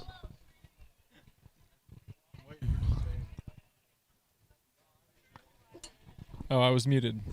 Hello. You were talking to yourself, Steve? Yeah. That's awesome, man. the usual, Good yeah. for you. I mean, you have some really good insight, too. A lot of people that are tuning in right now missed out on that. Ask some questions. Nick Vorbeck, you have an amazing mullet.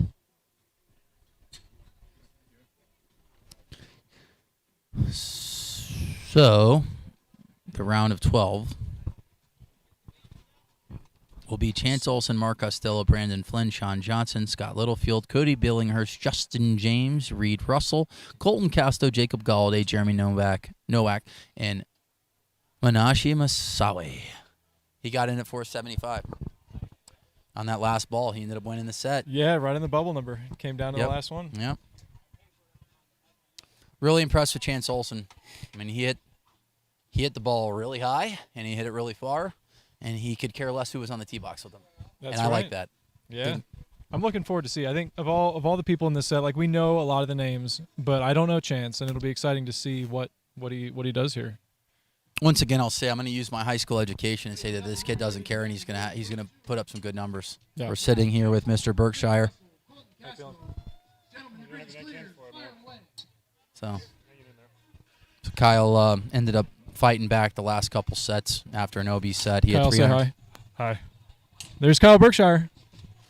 But yeah, I mean, we've been saying all along this is a marathon for Kyle. He does this, very well, and especially over the last 5 years when he entered the sport. But today is about conserving your energy, and there's a couple times where he's reached back just a little bit, where he was almost at parallel, and fastest ball of the day was 227.6, if I recall, and that was the one that went 455 yards. So he's got a lot in the tank. and he hasn't really gone to his rock when he's starting to really push in a speed session. And if the wind picks up a little bit, it'll be interesting to see if that end of the grid is going to be in play at 469 yards. So right now, we've got a little gust kind of coming from the back left corner right now. it's a little left to right, doesn't benefit a draw. And you got two guys that are practically identical hitters. You got Reed Russell and Colton Casto in slot 2 and number 3 that are, like we've said, identical hitters. Does Reed launch it as high as Colton? Yeah. Yep. These guys are 200 to 220 guys as far as feet in the air. And I know that Colton, with the other setup, was launching it lower. And he was like, I'm hitting it so low, and he was hitting it like 170 feet. So that's not his ball flight. Well, that's low. It's a ball in play, though. That was skinny as well. He hit that thin. But he's so but fast. But it's in play, and, you know. Colton Casto, 373. Chance Olson at 399, and Reed Russell waiting on a number here.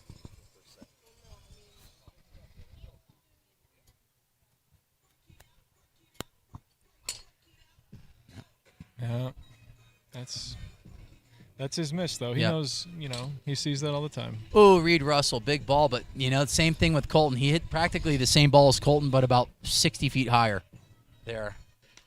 Just big hooks.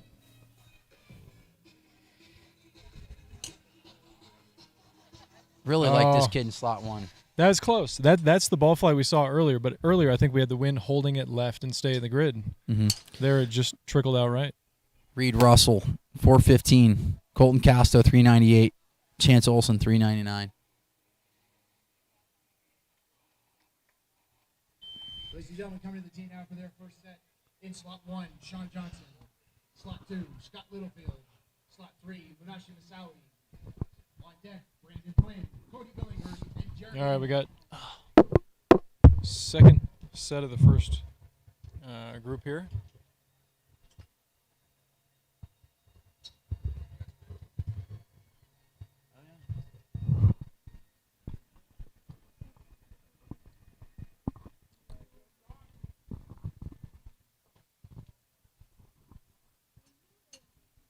Well, I broke my streak. I dropped an F-bomb earlier in the broadcast. Good job, man. We're sitting here with Greg Knoll. You made an adjustment. Yes. A friend sent a message, and he noticed a little something on the live feed, so I had to make a ball placement move, and that kind of corrected things. So Yeah, sometimes, like I said, it could be a quarter of an inch and makes a big difference because, like I said, you would even say you hit terrible. I was lucky to get through, to be absolutely honest. And then the first 2 sets, I was still kind of trying to find that ball position. And then I think it was the third set, it kind of like all clicked. And Martin was getting us kind of fired up on the tee box, so that helped to get some adrenaline in after you're kind of like kicking yourself for only hitting 1 or 2 balls or none in play for majority of the day so far. Now, he said that he hit 3 out of 30 balls in play, and then he went 6 for 6. And we're gonna have to go to the picture of Joe Miller that went 6 for 6 at the World Championships. I think he still got me, though. Oh. I think he still got me. I think Joe's is like 26 something. Oh, really? I think so. I don't know. You're the guy. You got the pick, so you know. I said I have to go through my 2,000 memes on long drivers to try to find it, but I'm gonna try to find that picture and we're gonna add it up. But do you actually know what your total yardage was? 25 and change, I think. I don't know. I don't think it hit 26. I don't think it did. It might have. I'm not sure.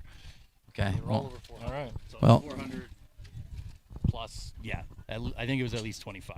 well, you're the second person in the history of the sport to hit 6 balls at 400 yards out of 6 balls. So congratulations with that. Well, to be with Joe, that's to be in some pretty big company. So I'm pretty happy about it.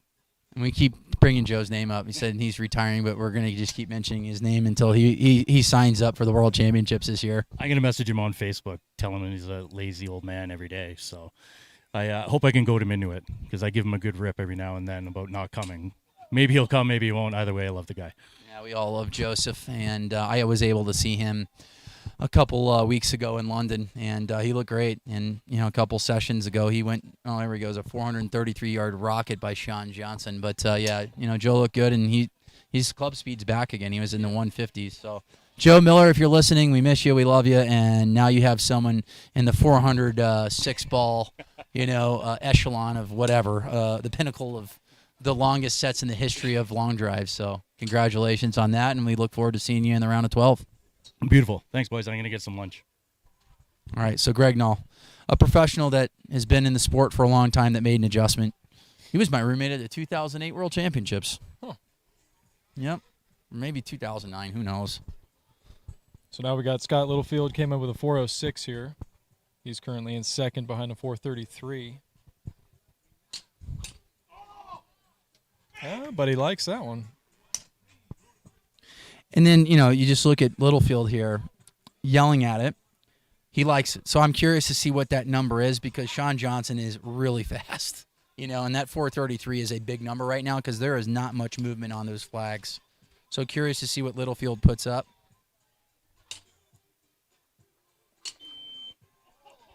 Oh, that's going to be another big one. Sean Johnson, last ball. A nice little, basically a straight ball. Had a little bit of spin to it going into the back right corner. We'll see on that one.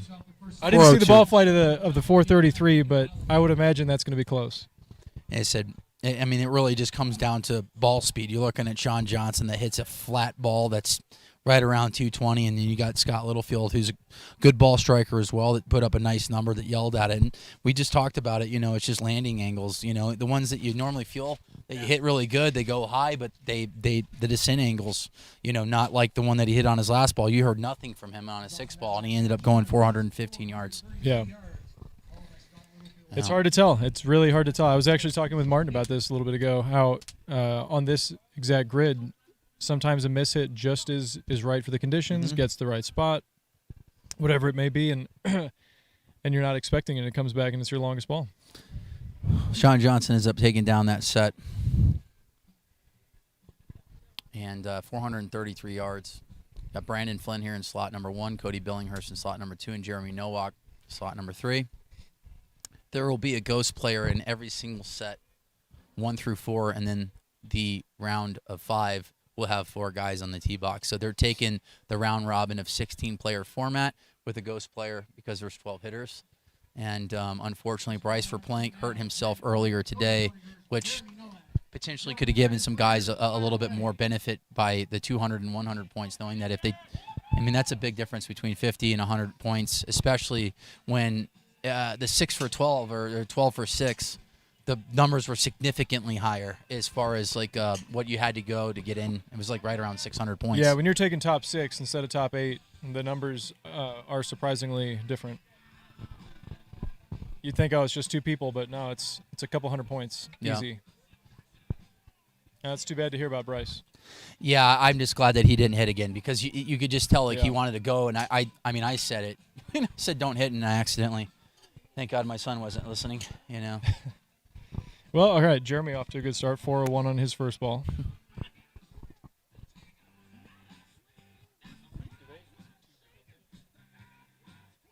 We're 8 hours into the broadcast.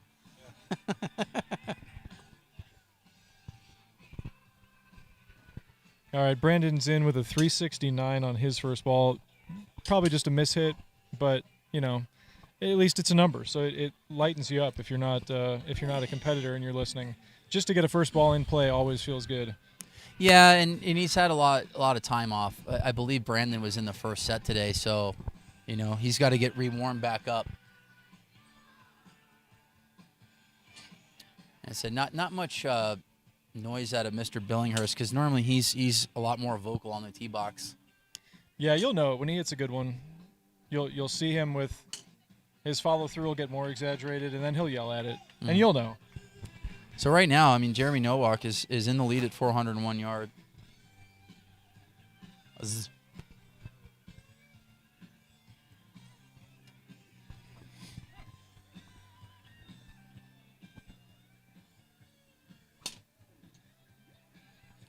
a good ball by Jeremy. He's watching it. Brandon Flynn doesn't see that ball.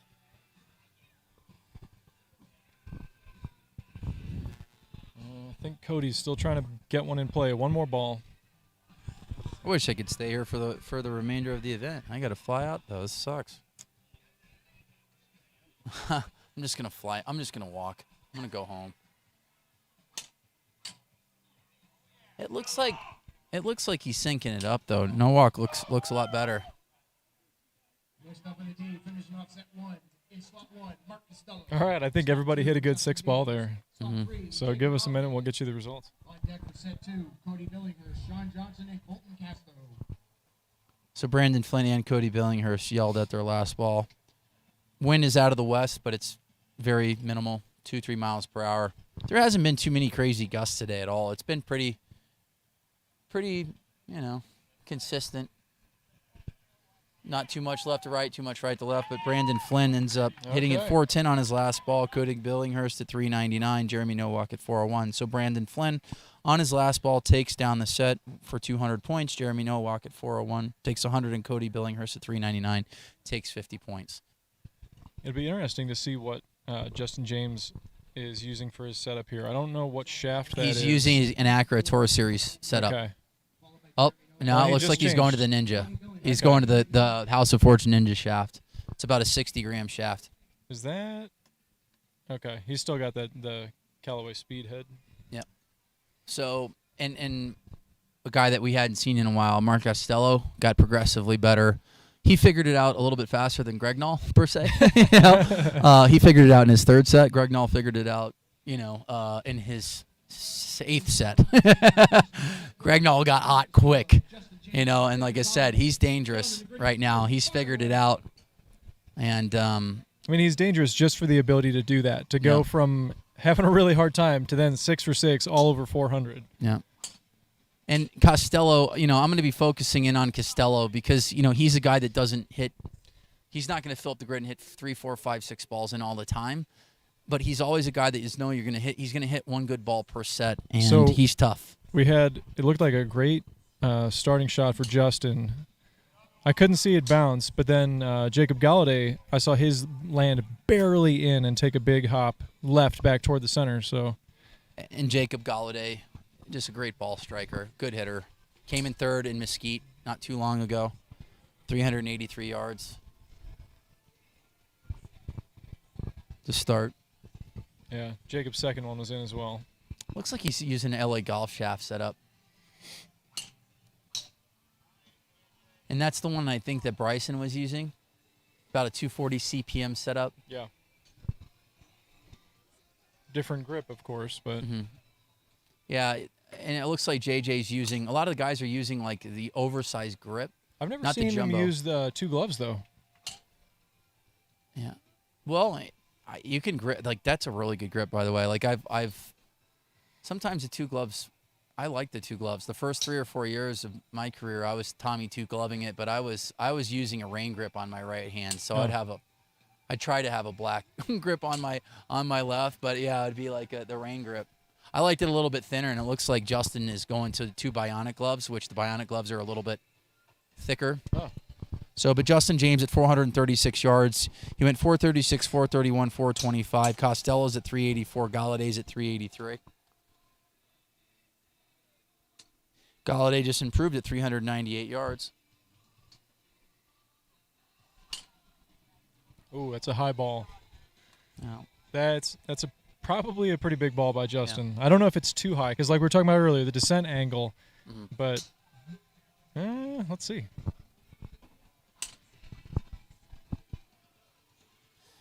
doesn't look like Castillo liked his last ball, so it looks like, as of right now, Justin James is going to finish the set at 436 yards, Jacob Galladay at 398, and Mark Costello at 384.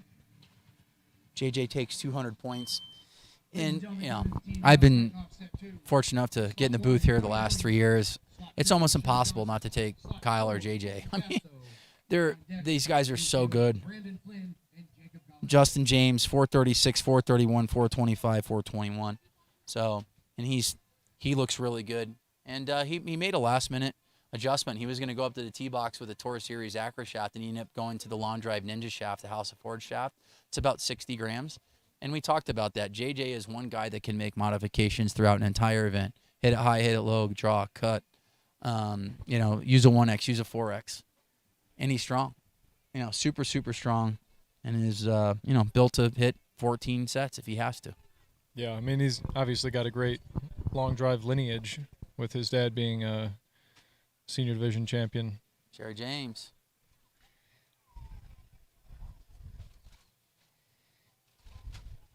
All right, so JJ's going to take down the set. This one's going to be a big set for Colton. He needs to get back in a rhythm here. Cody Billinghurst, Sean Johnson, and Colton Casto. Casto did get numbers on the board. Justin James, 436 yards. Followed by Jacob Galladay, 398. Mark Costello, 384. So I believe both Cody and Sean hit pretty high cuts, right? Mm-hmm. And we've got Colton who hits a high draw.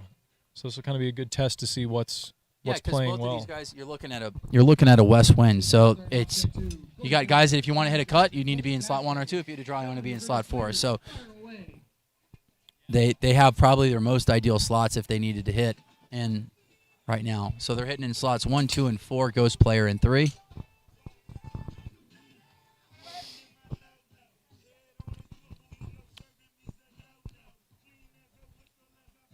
Colton Casto is a guy that uses 2 gloves. Yep.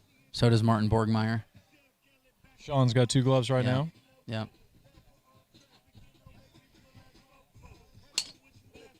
Oh, Colton killed that one, but it just did not turn. Yeah. Colton with the number on the board at 379 yards.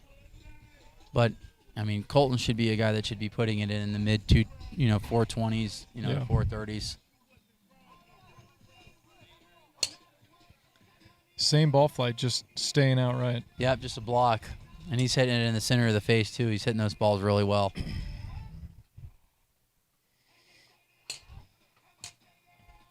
It's funny when you watch Colton. He'll talk to himself and say really not nice things in the middle of the set to get himself going. I did the same thing when I pitched.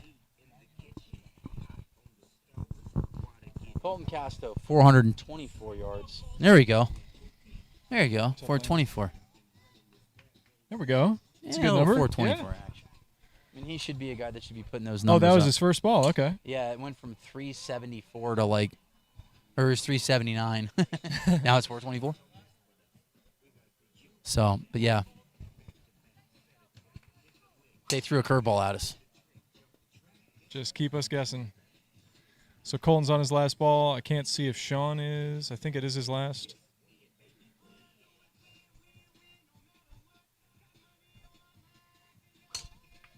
Oh. Well, that could be a really good ball for Cody.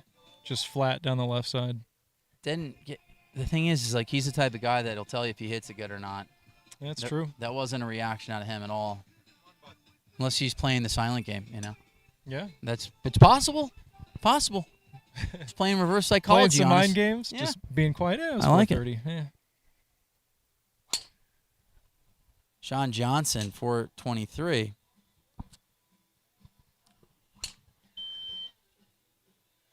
All right, so we currently are looking at Colton with 424, Sean Johnson with 423. I don't know if they'll have to measure that off or if it is a solid yard difference. And then Cody was at 380, but we don't have measurements on his. Okay, yeah, Cody ended up with 379. Reed Russell, Mark Costello, and Jeremy Nowak. When I'm hitting, I always get nervous when I'm like within a yard because we've seen so many times that last minute change. The worst last year. Let's bring back to the infamous cuss word. Is when Bryson went.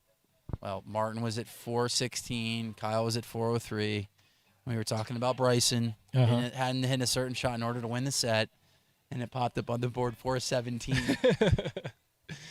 I said a bad word, and then it went back to 406. So they were off by 11 yards. But yeah, Well, I think nothing's final until Seamus calls. Yeah, it's a love-hate relationship with Seamus. Yeah. Who is? Mitch Grassing? Am I actually Steve Coyce? Yes, I am. Hi, Mitch. Going on there, big guy. All right, you got Jacob Galladay here in slot number 4, Brandon Flynn and Scott Littlefield. Flynn on his last ball in the first set ended up taking the win there for 200 points because he was sitting in third. Brandon Flynn is tough. This is a good set here. Mm-hmm. They're all capable of putting a lot of balls in play. Yeah, nice little cut by Jacob there. Mm-hmm.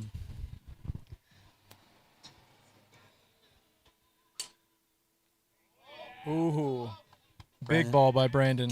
Yeah. And he's just chipping away at speed. He's progressively Yep. getting faster and faster and faster.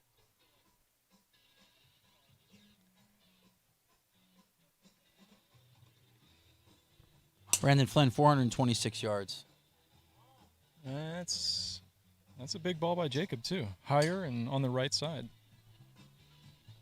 For him, I like that. I like it higher than his normal flight and landing on the right side because I do think it's a hotter portion of the grid. Yep.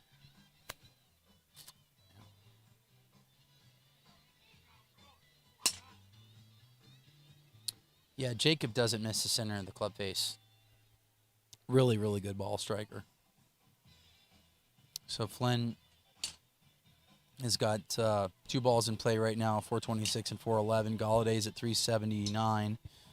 Oh, there we go. Scott Littlefield, 414. Jumps into second.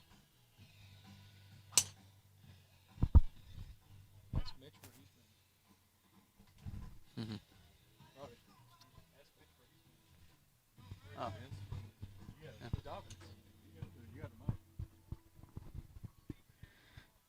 Mitch, where have you and Mike been? Are you coming out to Worlds this year?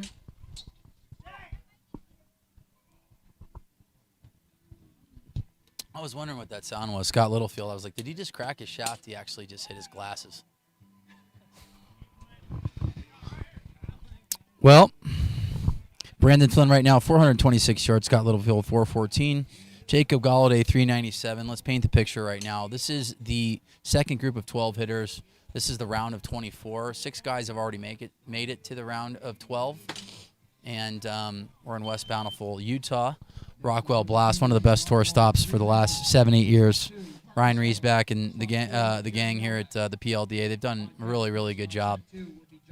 And to reiterate that, so the top 6 of this group are going to advance, which is a little different because you're taking 6 out of these 12 players. And the sets, you got to be around like 550, 600 from last group in order to advance.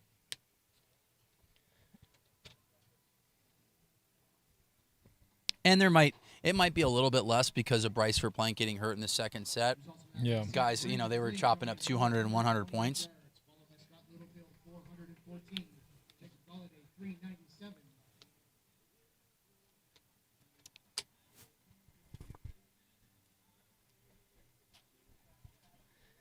But those little changes, they really add up. I don't know if it was the Tour event in Mesquite earlier this year where I think it was the top 5 advanced from 16.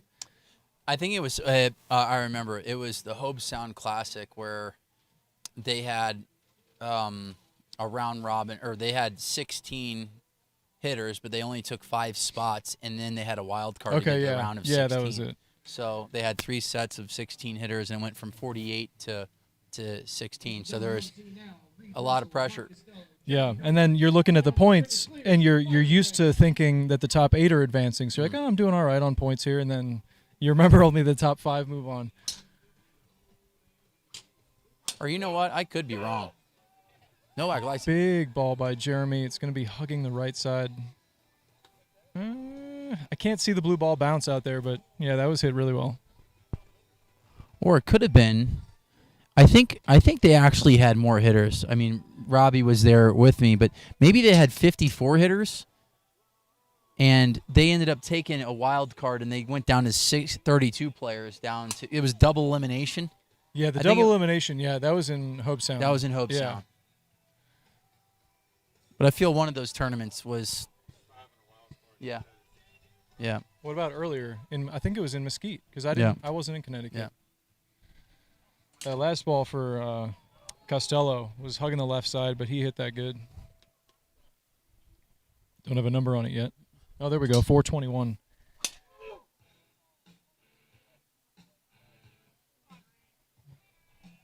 Jeremy's swing is looking good. Mm-hmm. I like how he's moving through it. Yep. Oh, you know what? Instagram loves his slow motion swing, so I got to get this bad boy in 3x here. Slow mo 3x.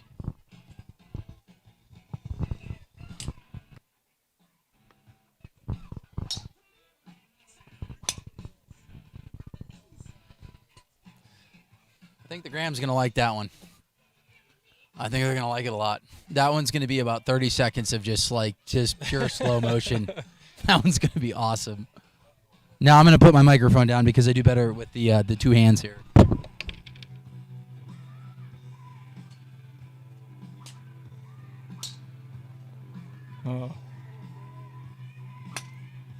Oh, a little bit of a miscue there. As Brady Torbert and everybody else would say, that was the old river pickle. Well, we're currently sitting. Mark Costello is at 439. Reed Russell is at 411, and Jeremy's at 410.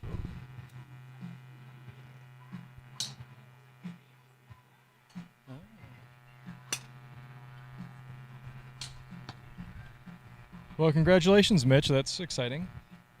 Too bad I won't see you, but that's very exciting. In slot 1, Justin James. In slot 2, Chance Olson. Slot Mark 4, Costello, 439. I was really impressed with him in his first group of 16. He just got better and better and better, and there he goes again, just putting 3 out of 6 in play now. He had 4 out of 6 in play. Looks like Nowak just got clipped on that by a yard by Reed Russell. So Mark Costello at 439 yards, Reed Russell at 411, and Jeremy Nowak at 410. That's one of those scenarios. It'll be interesting to see later on if, if anybody does move back again, like we were seeing Ryan Winther do, go a yard back to get better footing. But then if it comes down to where you lose by a yard, you're going to be kind of kicking yourself. It looks like they might have moved the tee boxes just a smidgen. You can tell that they have, because they're not standing in those divots anymore. It looks like they shifted over maybe a foot or two left. All right, here we go. Here's your guy. Here's Chance. Yep. And Justin James locked in. 439 yards, followed by Reed Russell at 411. Jeremy Nowak, 410.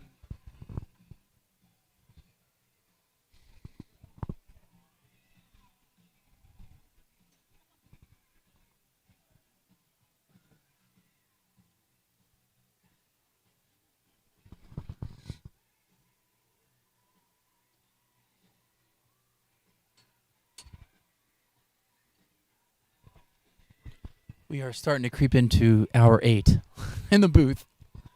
I have gone cross-eyed. Ladies and gentlemen, up now, finishing off set 2. Justin James, Chance Olson, Manashi Misawi. Gentlemen, the grid is clear. Fire away. I wonder how much I've burned in calories just standing here talking. Let's check out the old whoop. My strain sucks. It's 5.6. I need to go sprint or something like that. Maybe I'll go run down the grid.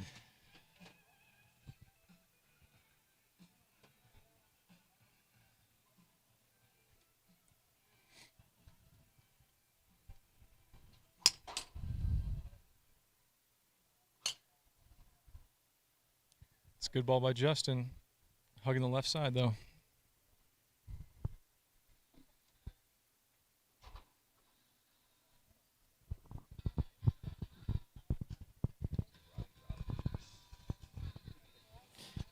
So Justin James is the first on the board here at 416 yards. Chance Olson in slot number 2.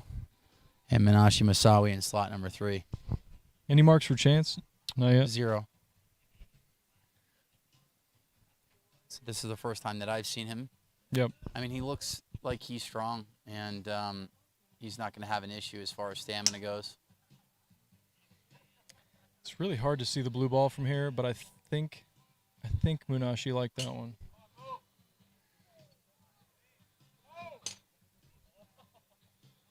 Okay. Chance Chance Olson got likes that it. one. Yep. Yep.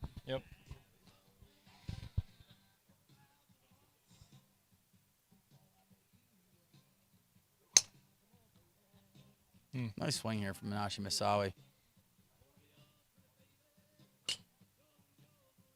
Justin's such a stud. I love watching that kid hit a golf ball. He's swings awesome. And he ended up switching shoes. He ended up going to different shoes. It looked like he was having an issue with that right foot. Well, his His left ones are untied right now. Yeah.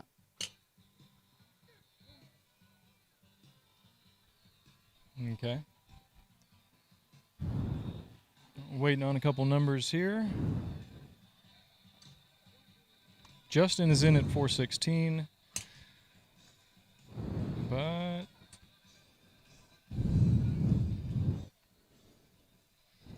Next up in the tee, starting off set 3. In slot 1. all right, Munashi is in at 369 and 411 for Chance. There you go. So he kind of kept his streak going here of just a solid over 400, which is what we've been seeing all day. Yep. I don't know if Justin knows that his shoe's untied right now.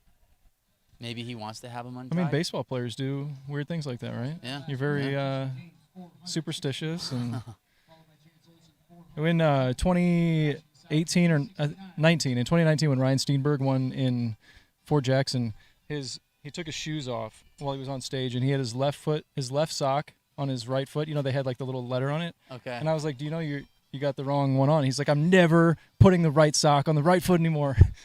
Look at this. I'm rocking sandals. I have my left sock. It says L on my left foot and R on my right.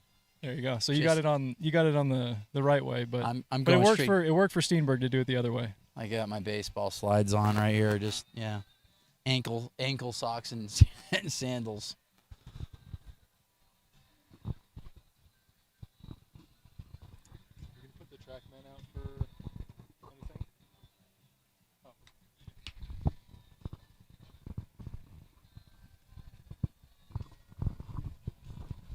Colton Casto, slot 1. Brandon Flynn, slot 3. Justin James, slot 4. Gentlemen, the grid is clear. Fire away.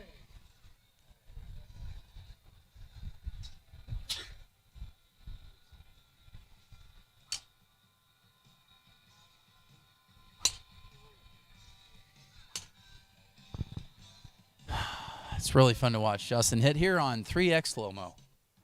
It really is.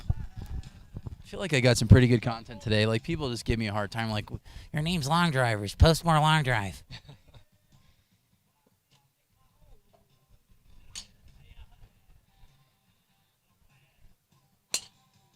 Yep, that's a good ball.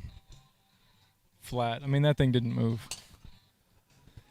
I'm waiting for a good Justin James recoil here because that's impressive. But I want a Justin James recoil. Still waiting on some numbers here.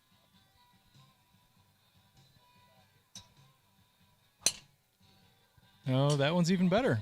It's a little higher down the right-hand side. All right. So he's working with 398. No other marks showing up yet. I'm getting 3X slow-mo. Let's go. I mean, I got some.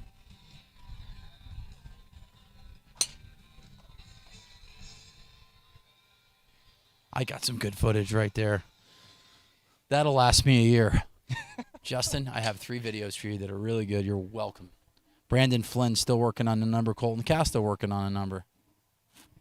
I mean, these are 3 of the best top hitters in the world. This is in set number 8 for them right now.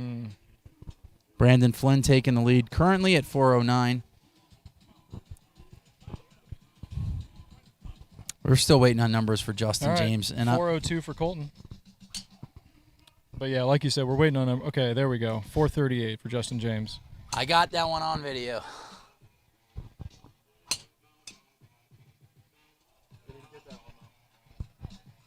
I don't want to do that. I can't post what that I can't do that. And that's when all the people I was like, they're gonna blow out their backs. They're gonna blow out their backs. Like the only person that I know in long drive that had a hurt back that competed all the time was Alan McDougall and had nothing to do with long drive. Nothing. Alan McDougall. Like very, very rarely do you see a back injury. Yes, we saw one today from Brant DeBoer, but like he's been having back issues in the past, but it's very rare. You being someone who knows the body and trains a lot, why is long drive not blowing out guys' backs? Well, I would imagine a lot of other golfers who hurt their back, it's because they're not used to swinging. So then they roll up to the course and they try to do a long drive swing and they blow something out. But long drivers that do it all the time, their body's used to that range of motion and putting out that force. So it's not like you're used to turning your steering wheel 15 degrees and then you crank it to the side. we're used to that big range of motion. So I think having a longer club helps out as well, so you get a little bit more relaxed. You're not necessarily bent over per se as it much. could be, yeah. Because if you were sitting there ripping sand wedges all day, I think that you'd probably hurt yourself. I haven't tried that. Let's do it. Let's do a study. Let's hit 10,000 golf balls with a driver, and then 10,000 golf balls. Like we'll be like My Golf Spy, All right, for and the just next rip year- sand wedges and see who has a torn up back. For the next year, all of your charity events, just blade a sand wedge. Well, off the good tee. news is I don't hit any anymore. You don't hit at I'll all? be fine. Not at all. Nope. None at all. Nope. I think I forgot how to give a speech. Wow. Yeah. There it is. Okay. I win. When did that? Gentlemen, the grid is clear. Fire away. All right. So Justin James ended up taking down that set. That's a good ball by Munashi to start, but I couldn't see it land. Yeah, you got Costello here in slot number Did 3. Colton get a number in that last? He did. He ended up going 402, I believe. Okay. So Colton Castro ended up taking 3rd place. But if we look at the scoreboard right now, and JJ's up in front here with 3 wins. Sorry, JJ. Win. Brandon Flynn with 2 firsts and a second at 500 points. So Brandon just puts a couple balls in play. He's in. But with the 12 hitters taking 6, numbers are significantly higher to get in. It's not your 450 bubble. It might be around 600. And, Costello needing to regroup here because Costello has all the speed in the world. That could do it. If he hits a ball in play, he's probably going to win. Yeah. Well, that's you know what I like is the ball right before that one. He topped it. It literally went like 50 yards, but he didn't get so upset that he was not. I mean, he said something to himself like, "Oh, good ball." Able to joke around is a good thing. Yeah, and I know that he's worked on it. Like, well, his fun is playing soccer, so he plays a lot Okay. of soccer. So for stamina, like I said, he thinned at 390, but right now that's a number. 405 from Cody Billinghurst. I think he kind of popped it up.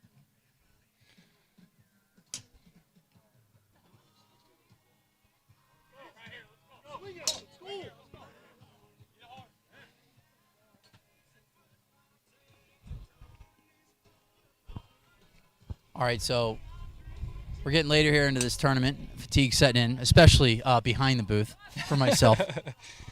I've gone cross-eyed starting about 45 minutes ago. So currently, Cody Billinghurst is at 405, Mark Costello is at 390, and Munashi is at 371. Last ball here for Cody, but he might have this set.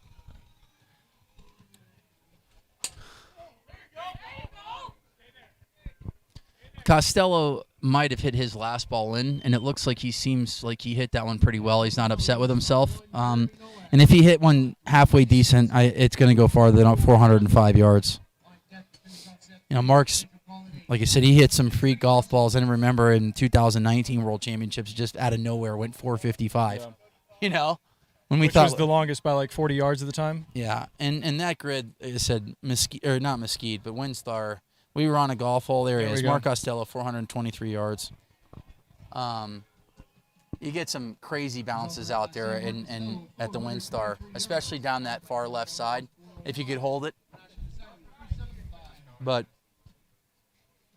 big win there for Mark Costello. He's got 450 points. Mentioned earlier in the telecast, I was really impressed with the way he finished his last 3 sets. And he hasn't hit much at all. I mean, he's hit one time since 2019. So to see him back, I mean, he's a guy that you always saw there in the TV rounds, especially when the Golf Channel started, posting a lot of those tour events starting in 2017. Yeah, it was cool to see the first couple televised appearances he had when you could see his ball speed and club head speed, because kind of out of nowhere. I mean, I had been hitting against him for maybe a year or so at that point. I knew he was fast, but I didn't know he was consistently 220s. Yep. And with that ball and head setup and stuff at that time, that was very fast. Yep. Not that that's not fast now, but Yeah. I mean, the first time I know that we ran into each other was in 2017 at the Windstar for like the the World Qualifiers, and we went down to the finals. It was me, Costello, and Dan Lambert. I hit a good ball, and then Costello got me on the 5th ball, and then Lambert got us on the last. It's like, thanks, Dan. That year I qualified here. Good ball by Jeremy there. Scott Littlefield with a 398. But, yeah, I qualified in 2017 on this grid. And then, I was fortunate enough to make the TV rounds with you in 17, and I went up against JJ, who ended up winning the World Championships, and I said he's the reason why.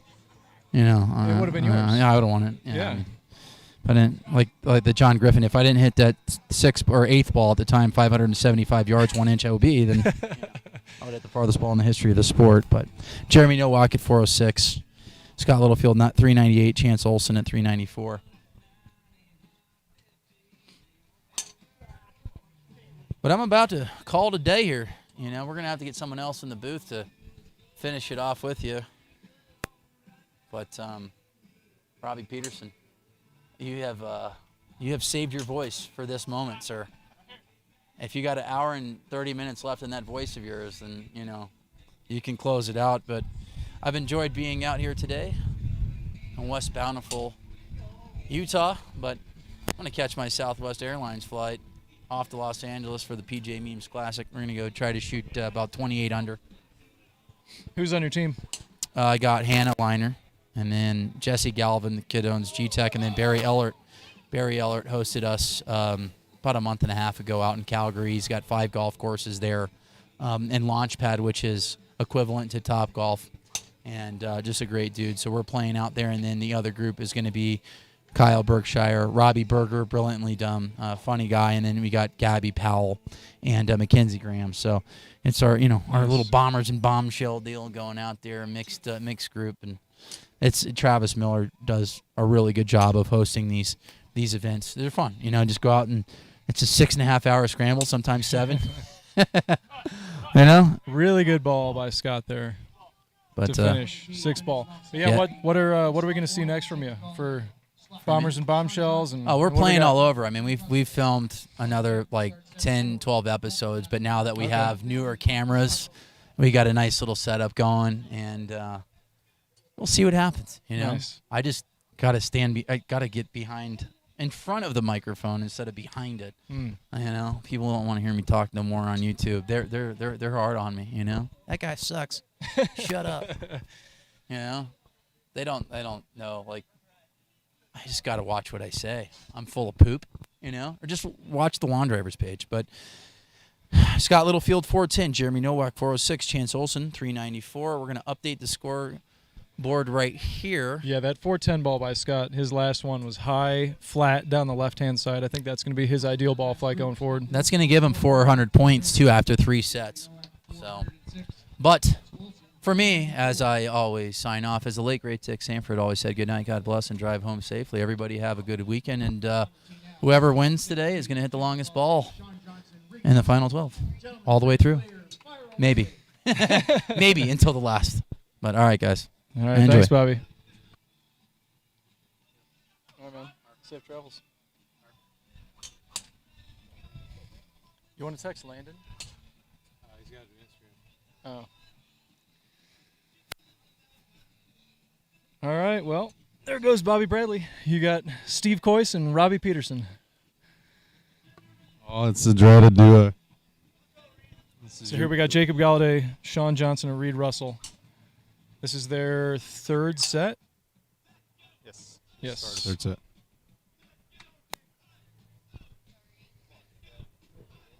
Yeah, we got the Dirty Podcast crew on right now. Yeah, that's right. As a little side note, after this event concludes, go check out some PLDA podcasts. Nice plug. Yeah, Steve does a great job with our podcasts. It really goes into depth, really shows you sometimes a completely different side of some of these long drivers. So it's nice to get some background information.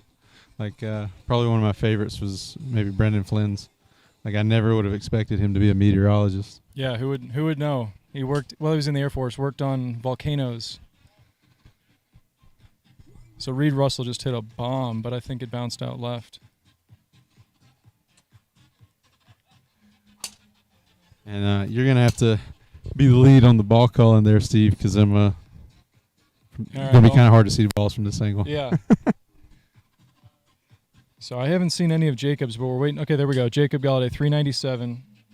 Like I said, I think Reed's bounced out. Still waiting on a call for the last one from Sean.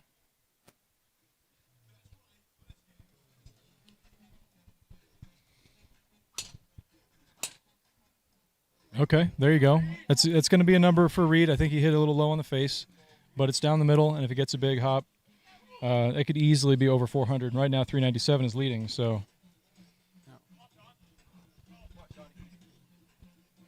Not much going on in terms of wind, just enough to let us know it's there. Jacob did not like that.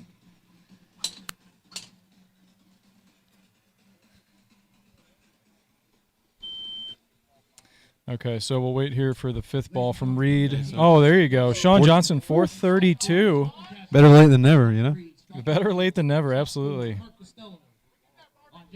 So we are still waiting for some numbers, but Sean Johnson's converted at 432, which is a big ball right now. There's really almost no wind. 397 confirmed for Galladay, and waiting on that number for Reed. Can we get a point update? 409 on his fifth ball. Okay. So, yeah, Sean Johnson took that set. Reed Russell came in second at 409, and Jacob Galladay in third. Currently, well, I'll That's wait gonna just a put- second because the that's points will be updated here. Well, it's going to put Sean at 500. Okay, so Justin James is leading at 6. Brandon Flynn and Sean Johnson are at 500. Reed goes Marcus- to 4. You know, Mark Costello is at 450. Scott Littlefield and Reed Russell are at 400. Colton Casto at 300 and Chance Olson at 250, who's tied with Jeremy Nowak at 250. all right, got so this Colton- will be our first group in round 4. Colton Casto, Scott Littlefield, and Mark Costello. 3 fun players to watch. Yep. It's Colton sitting at 250, so this is it's pretty big for him. Yeah. Scott's at 400. Gentlemen, the grid is clear. Fire away. All right. Start of the 4th set. And to reiterate, we're taking the top 6 of these 12 guys. Great ball by Mark to start. He didn't act like he liked it, but I mean that thing looked great. A little baby fade down the right center.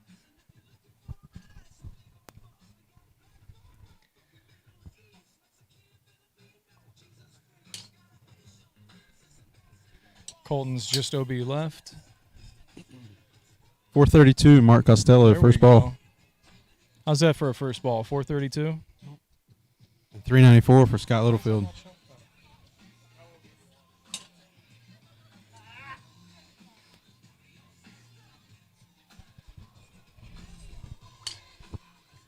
There we go. Oh, stay right there. Okay, Colton hit that ball great. High draw.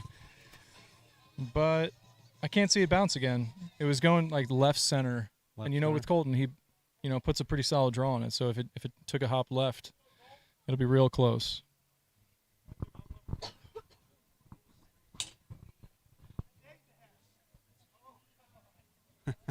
Scott asking the ball to stay where it was.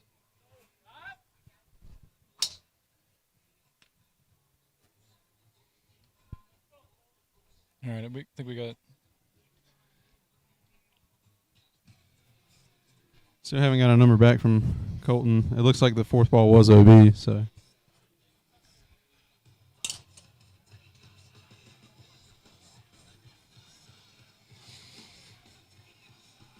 Yeah, it's a little tough from this angle to see the ball flight. Yeah. Depending on how the sun is showing us, but just based on their reactions, both of those went OB, probably left.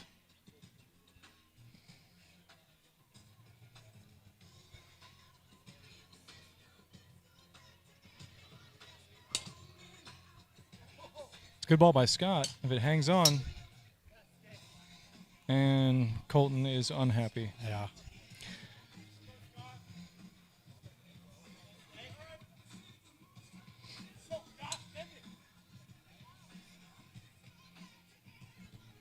All right, so Scott Littlefield improves to 422.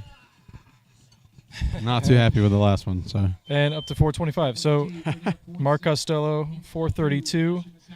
Okay, all right. Colton got a number, 373. At least it's a number. he's got points. He's got Yeah. points. And in this format, when you only have 3 people hitting and you have a ghost up there, Yes. that means last place is still getting 50 points. So putting a ball in is huge. Let's take a little deviation. I'm going to go check in with Landon, see what he's seeing. Here, take him a microphone. He's also the last row, Mark Costello, 432 yards. Followed by Scott All right. Littlefield, Checking in with 425. Landon Gentry. Colt Castro, 373. What are you seeing out there? You've been walking around the range, up on the tee. What do you like? Right now, it's got to be on the edges. Anything in the middle is just not going anywhere. It's got to be on the edges of the grid. It's got to be high. You got to launch it up there, probably around 15 degrees, 14, 15 degrees. Probably plateau somewhere around the 175ish, I would say, which is something that's kind of out of my out of my realm. I'm a low ball guy, so but 175ish is kind of where we're seeing, or where I'm seeing the biggest numbers come from. I've seen a few from Chance Olson that had to be 200 feet apex, and just these high straight balls that go down there and go a mile. Yep. Conversely, though, just for the sake of bringing up a different position, you do see a couple people, maybe the faster ones, like I think Mark Costello hit one thin, and it was pretty low, like 100 feet, and I probably just took off like a little rocket when it landed. Yeah, no, definitely. That 432 on that last ball, he looked like he didn't even like it. You know what I mean? It's like, I mean, I would love to heel cut one, probably 432 one day. You know, when I grow up. It's nice to miss hit a ball and have it go 432. Yeah, there's a certain aspect of just feeling good about yourself when you do that. You know, you know, if you ever catch a good one, and you know, 440, 450 mark that these guys are touching. Wind laid down a little bit. It's a little bit cooler. Got a little bit of cloud cover, so it's going to affect distance just a little bit. But these guys are still pumping it, you know, as fast as they can get it. There's a lot of horsepower, and Mark Costello, we've seen him in the past go, you know, the longest ball of the event, all that kind of stuff. He's got some speed, and when he connects, it goes. Absolutely. I remember I want to say it was when Kyle won his first world championship at 19. He was like a 221 guy, and I think like it was like Art or a coach were like, nobody's gonna get past 420 or something like that. And Mark just went up there and looked like he barely swung it, went 221, and it rolled to like 455. I think was that ball. So you know those high horsepower guys are definitely putting it out there for sure. For sure. There's a great ball by Reed Russell. I'm gonna go check in on the scores. Thanks, Landon. All right, yeah. So Reed Russell is currently 415. Brandon Flynn is working with 385. No marks yet for Munashi. All right, Reed Russell go up to 434. And the wind is picking up a little bit. And it's at their back. It feels like it's cooling off a little bit, but the wind is coming from behind, so.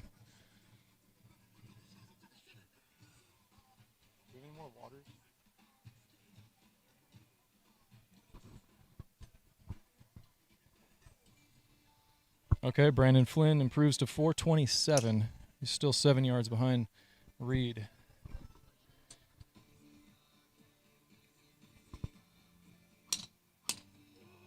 Oh, Brandon liked that one. That is hugging the right-hand side. It's got to fall a little left. Hard to see the blue ball, but, man, if that landed in, that thing is going to go. He likes it. Yeah, and Brandon's not one to tease. So No. if he lets us know he's hit a good one, he's hit a good one.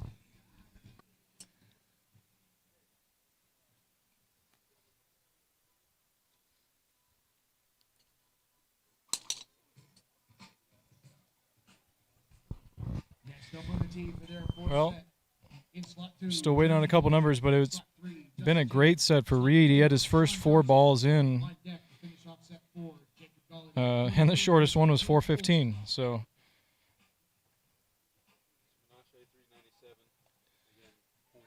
yep. Well, yeah, and in you know, against a lot of people, 397 would have been a great number. Unfortunately, he kind of ran into a wall here, and Reed Russell went 434. Brandon Flynn, we're still waiting to see if he could beat that, but he's confirmed at 427.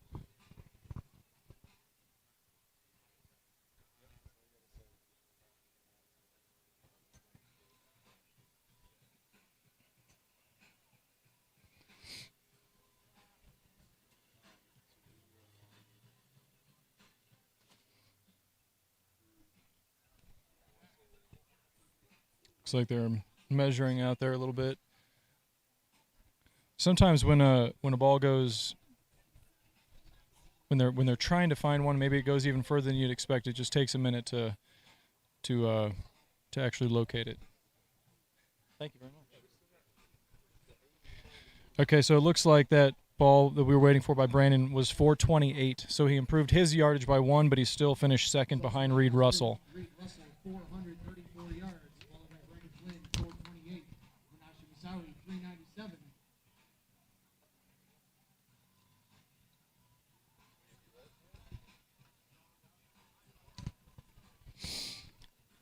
All right, so we've got Jeremy Nowak, Justin James, and Sean Johnson. This is the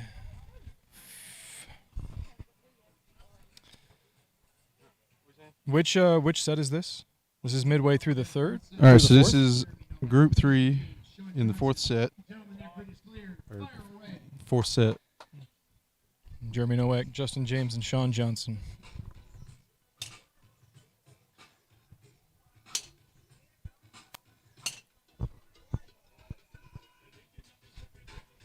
All right, Justin's first ball might be in. It was low down the left, which is certainly not going to be his best ball, but if it's in, it's a number to start.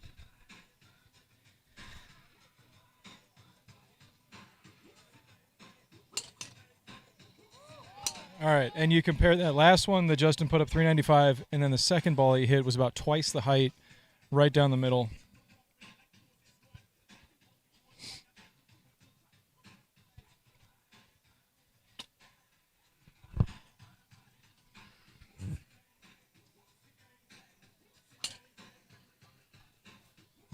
So no marks yet for Sean Johnson.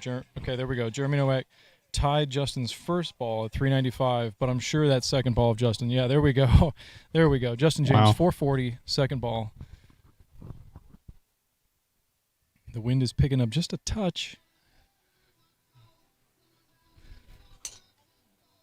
That's another big ball by Justin, but I think that's going to be Obi right.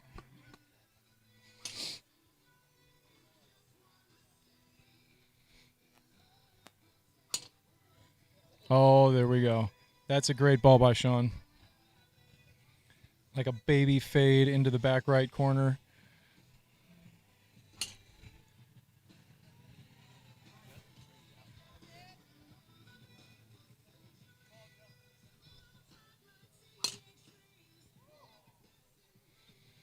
Sean goes just Obi left there.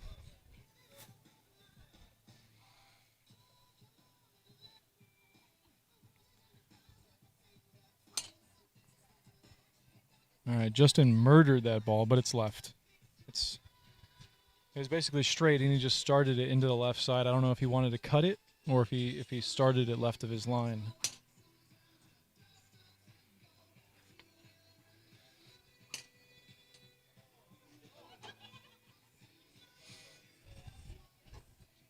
All right, so we're waiting for a yardage from Sean Johnson. Justin James confirmed at 440. I don't know. Jeremy Nowak came in at 395, but I think, yeah, there we go. 422 for Jeremy. So he beat his mark. And let's see what Sean Johnson got.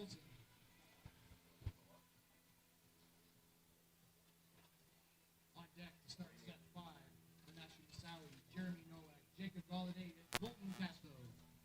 Ooh, Wow. Sean Yeah, Johnson. I had a feeling. I was like, I bet it's taking so long because they have to go back there to get it. 444. So Sean Johnson took first place in that set. Wow. And that was ball 4, so it was the one he turned around and hollered at. So now we're looking at the last set of the fourth round here.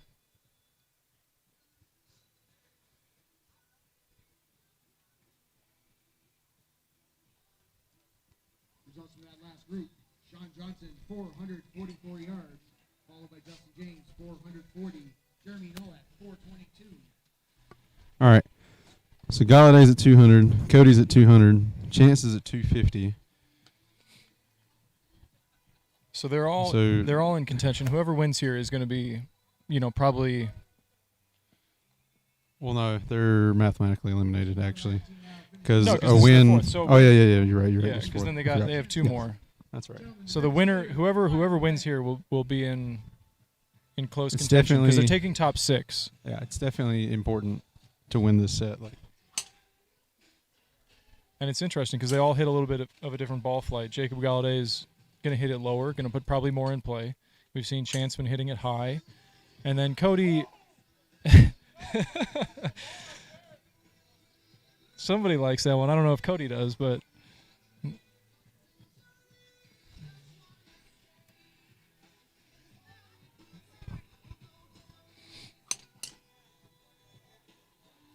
Turned over just a little bit too much for a Chance there. OB left. yeah, so it was in play, but 380. So he'll probably be looking to improve that. All right, that was really low for Cody. I don't know that he's gonna like that one. But again, because that was low down the right hand side, you can get a big hop.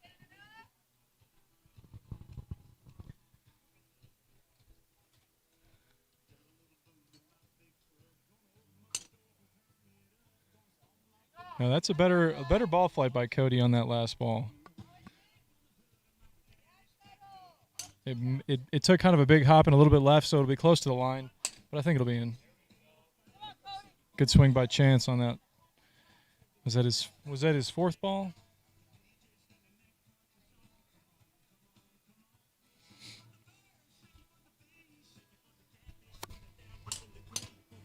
All right, so Jacob Galladay is at 385.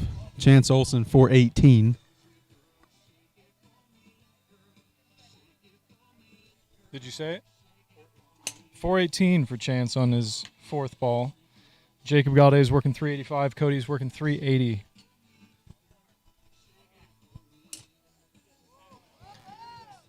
Good ball by Jacob there. I don't know if it had the height though, honestly. It had to apex probably just over 100 feet in the air, and that I don't know if he can go 418 with that height.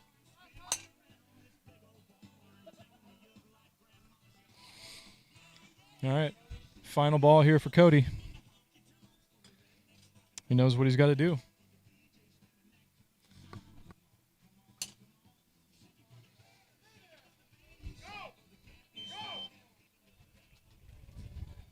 Ladies and gentlemen, come to the tee now, starting us off on this 5th and final set. In slot 1, Manashi Masawi. Slot 2, Jerry All right, this is the start of the 5th set. Slot 4, Colton Castro. On deck, 3 wrestlers, Justin James, Cody Billinghurst, and Scott Littlefield. So we're going to wait here for a measurement. All right, Cody is confirmed at 380. So he takes third in that set behind Chance Olson at 418 and Jacob Galladay at 394. That puts Chance in a great spot going into this final one. So he's going to have, I think, 450 points. And again, they're taking the top 6. So he's at 450 right now. And usually, like if you're taking the top 8, 450 is usually a pretty good number. But because it's the top 6, it'll obviously be higher. And we don't know exactly what it'll shape out to. Maybe 550, maybe 600. But he's in contention for sure.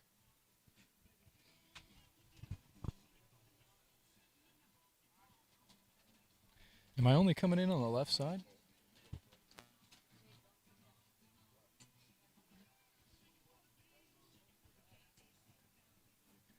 All right, so now we got 4 hitters. The ghost player is not up anymore. So now we've got Munashi Wasawi, Jeremy Nowak, Jacob Galladay, and Colton Casto to get this 5th set started.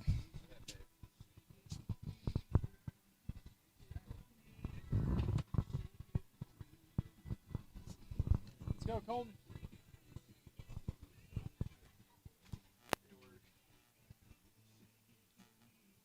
Ladies and gentlemen, on the tee now, for their 5th and final set. Here we go, start of the 5th set. This is it. Gentlemen, the grid is clear.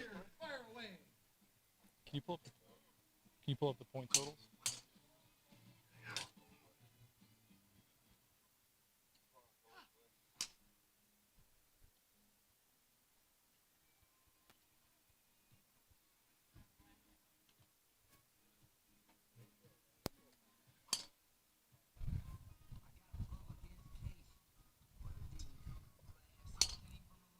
Oh boy. Oh, Oh, Colton liked that one. It's rare you're going to hear him talk to the ball, but Colton liked that one a lot. So Colton is currently sitting at 350. He really probably needs to win this one.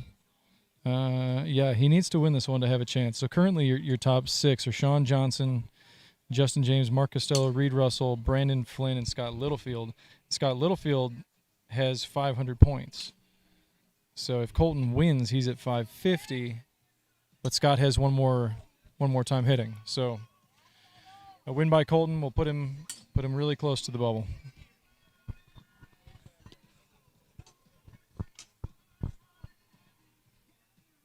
Waiting on any numbers here so far. Ooh, another good one by Colton.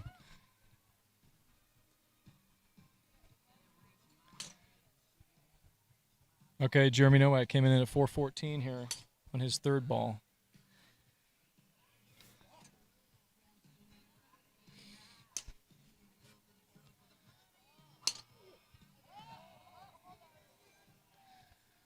Colton's just ripping it. Okay, there we go. Colton's second ball, 446. Munashi came in at 365 on his third ball. I think Colton's last 3 balls were just crushed. I think that last one may have gone OB though. Colton's feeling it. Colton is feeling it. Get a little club throw.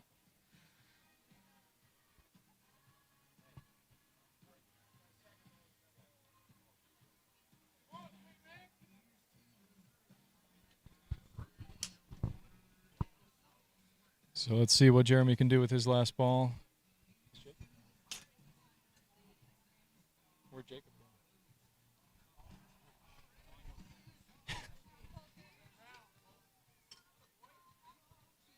So there we go. That's more like what we would hope to see from Colton. He came in at 446. No marks for Jacob Galladay. Jeremy Nowak at 414. And Munashi Masawe at 379.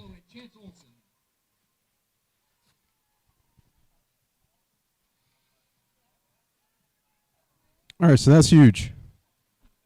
Yeah, that puts Colton right in contention to be making it through here. That puts him at 550. Scott Littlefield's currently at 500, so he would need third place.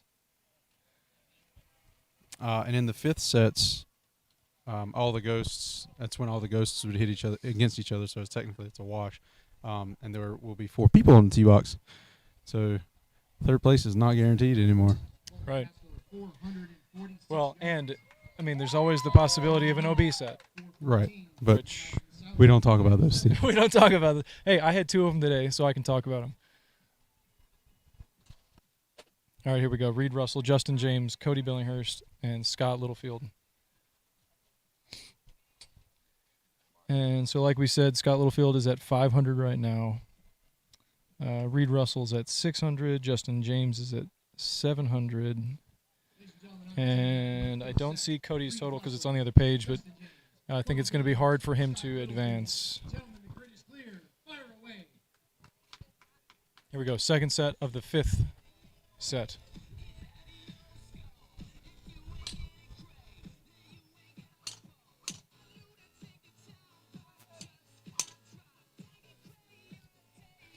I think the first ones might all be OB. Robbie, do you see anybody in long drive who has more of a loading of the shaft at the top than Reed Russell? To the extremity that you're talking about, no.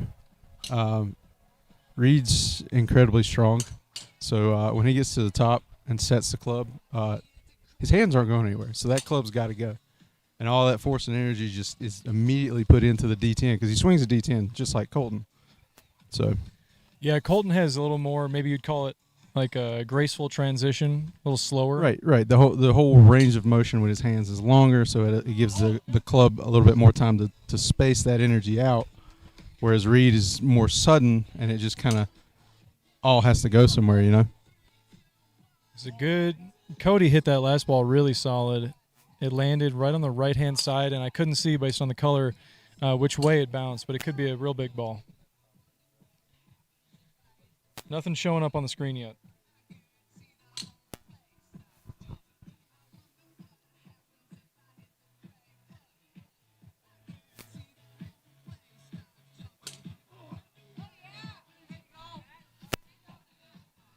All right, I think that's another good ball for Cody.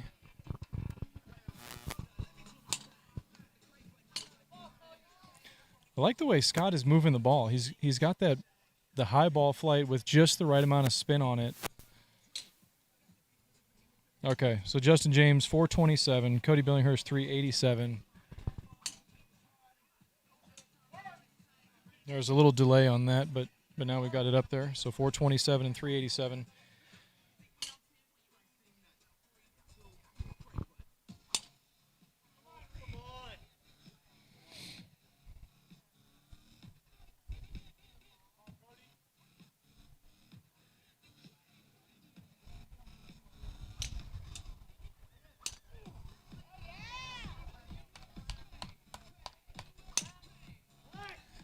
All right, well, that's unfortunate. I think Reed Russell went OB. Scott Littlefield may have as well.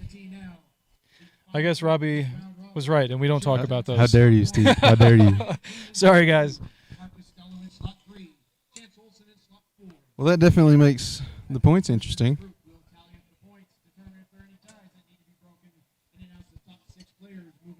So Reed's going to stay at 600.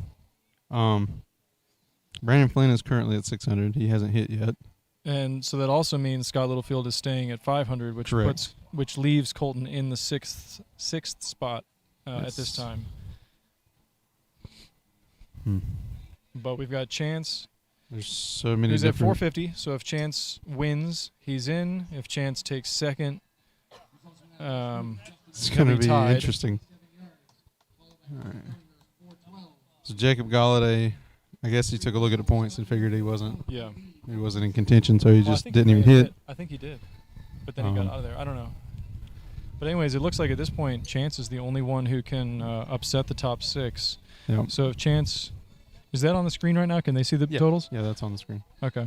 So as you guys can see, with Chance, who's in 8th spot, and we're only taking the top 6 here, which is different than normal if you're used to seeing the top 8 out of these guys advance. So Sean's in regardless. Yeah, so Justin James is in, Sean is in, Mark Costello's in, Reed Russell, Brandon Flynn, they're in. They're all in except for Chance. It's literally all on And Chance. if Chance wins, he's in. If Chance takes second, he then ties Colton Casto, and we'll have a playoff. Brandon Flynn, Mark Costello, Chance Olson. So here we go. Comes down to this. Clear, fire away.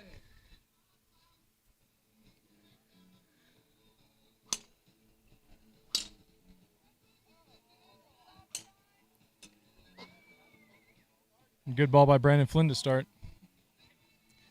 And honestly, it was a good ball by Chance. It just went OB left, but he's got the perfect height for these conditions.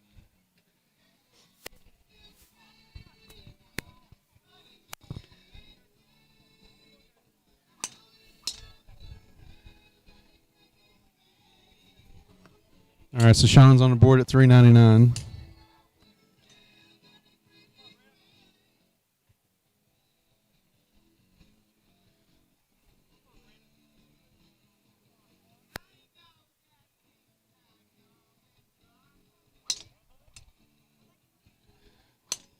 All right, and we have a 405 for Brandon Flynn.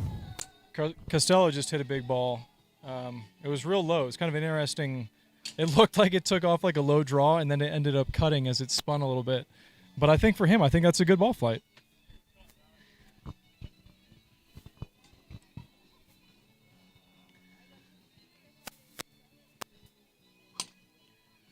Oh, that's so close for Chance. I think it's going to be OB left, but really solid hit. All right, Mark Costello, 421. So I think at this point, Chance would need to hit his longest ball of the day to guarantee his spot in the final 6. He's got 2 balls to do it. The wind is picking up a little bit. Temperature's definitely, dropping a little, couple degrees, but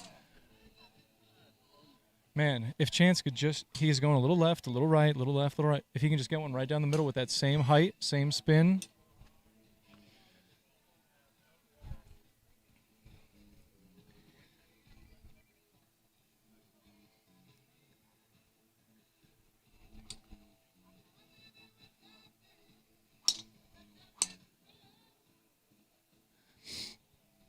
Well, unfortunately, I think Chance did not get a mark there.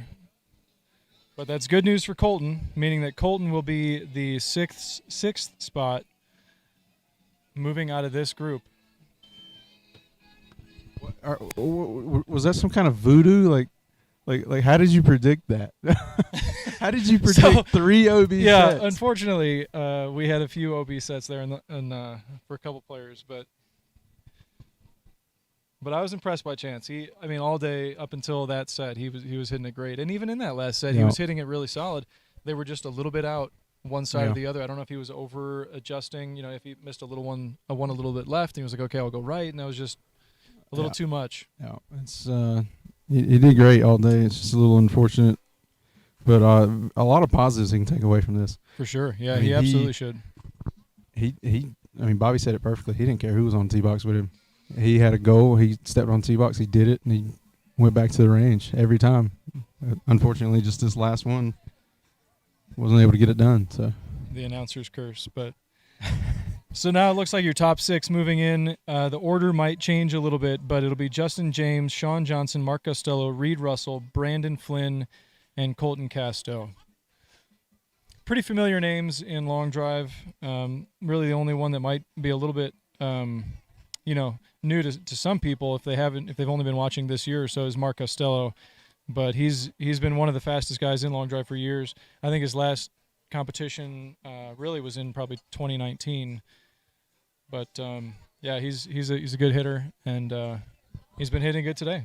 421 in his last set.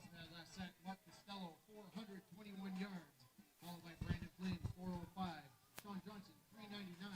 Chance Olson. So I think we're gonna have a short break, and then we're gonna do 4 sets of 3 hitters at a time, and the top 2 of those 3 hitters move on, which is a pretty cool format.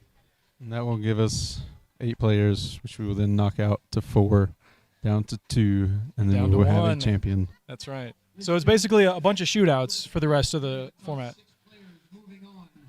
The marathon is on the last leg, as we say. In second with 850 points, Mark Costello. In third, 750 points, Sean Johnson.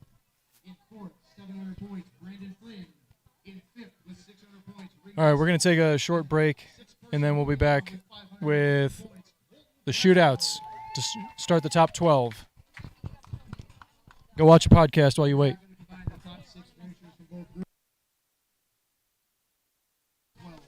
All right, so players moving on from the previous 2 groups, we have to take their performances, reseed them, build out the brackets, and then we'll be right back with the quote-unquote finals. Like I said, where we'll go from 12 to 8 to 4 to 2 to 1. I'm going to shut it down because this broadcast has been just under 3 hours. So we're going to shut this one down. And once we get closer to the group 12, we'll pick it back up. So don't go anywhere, folks. And like Steve said, check out the podcast while you wait.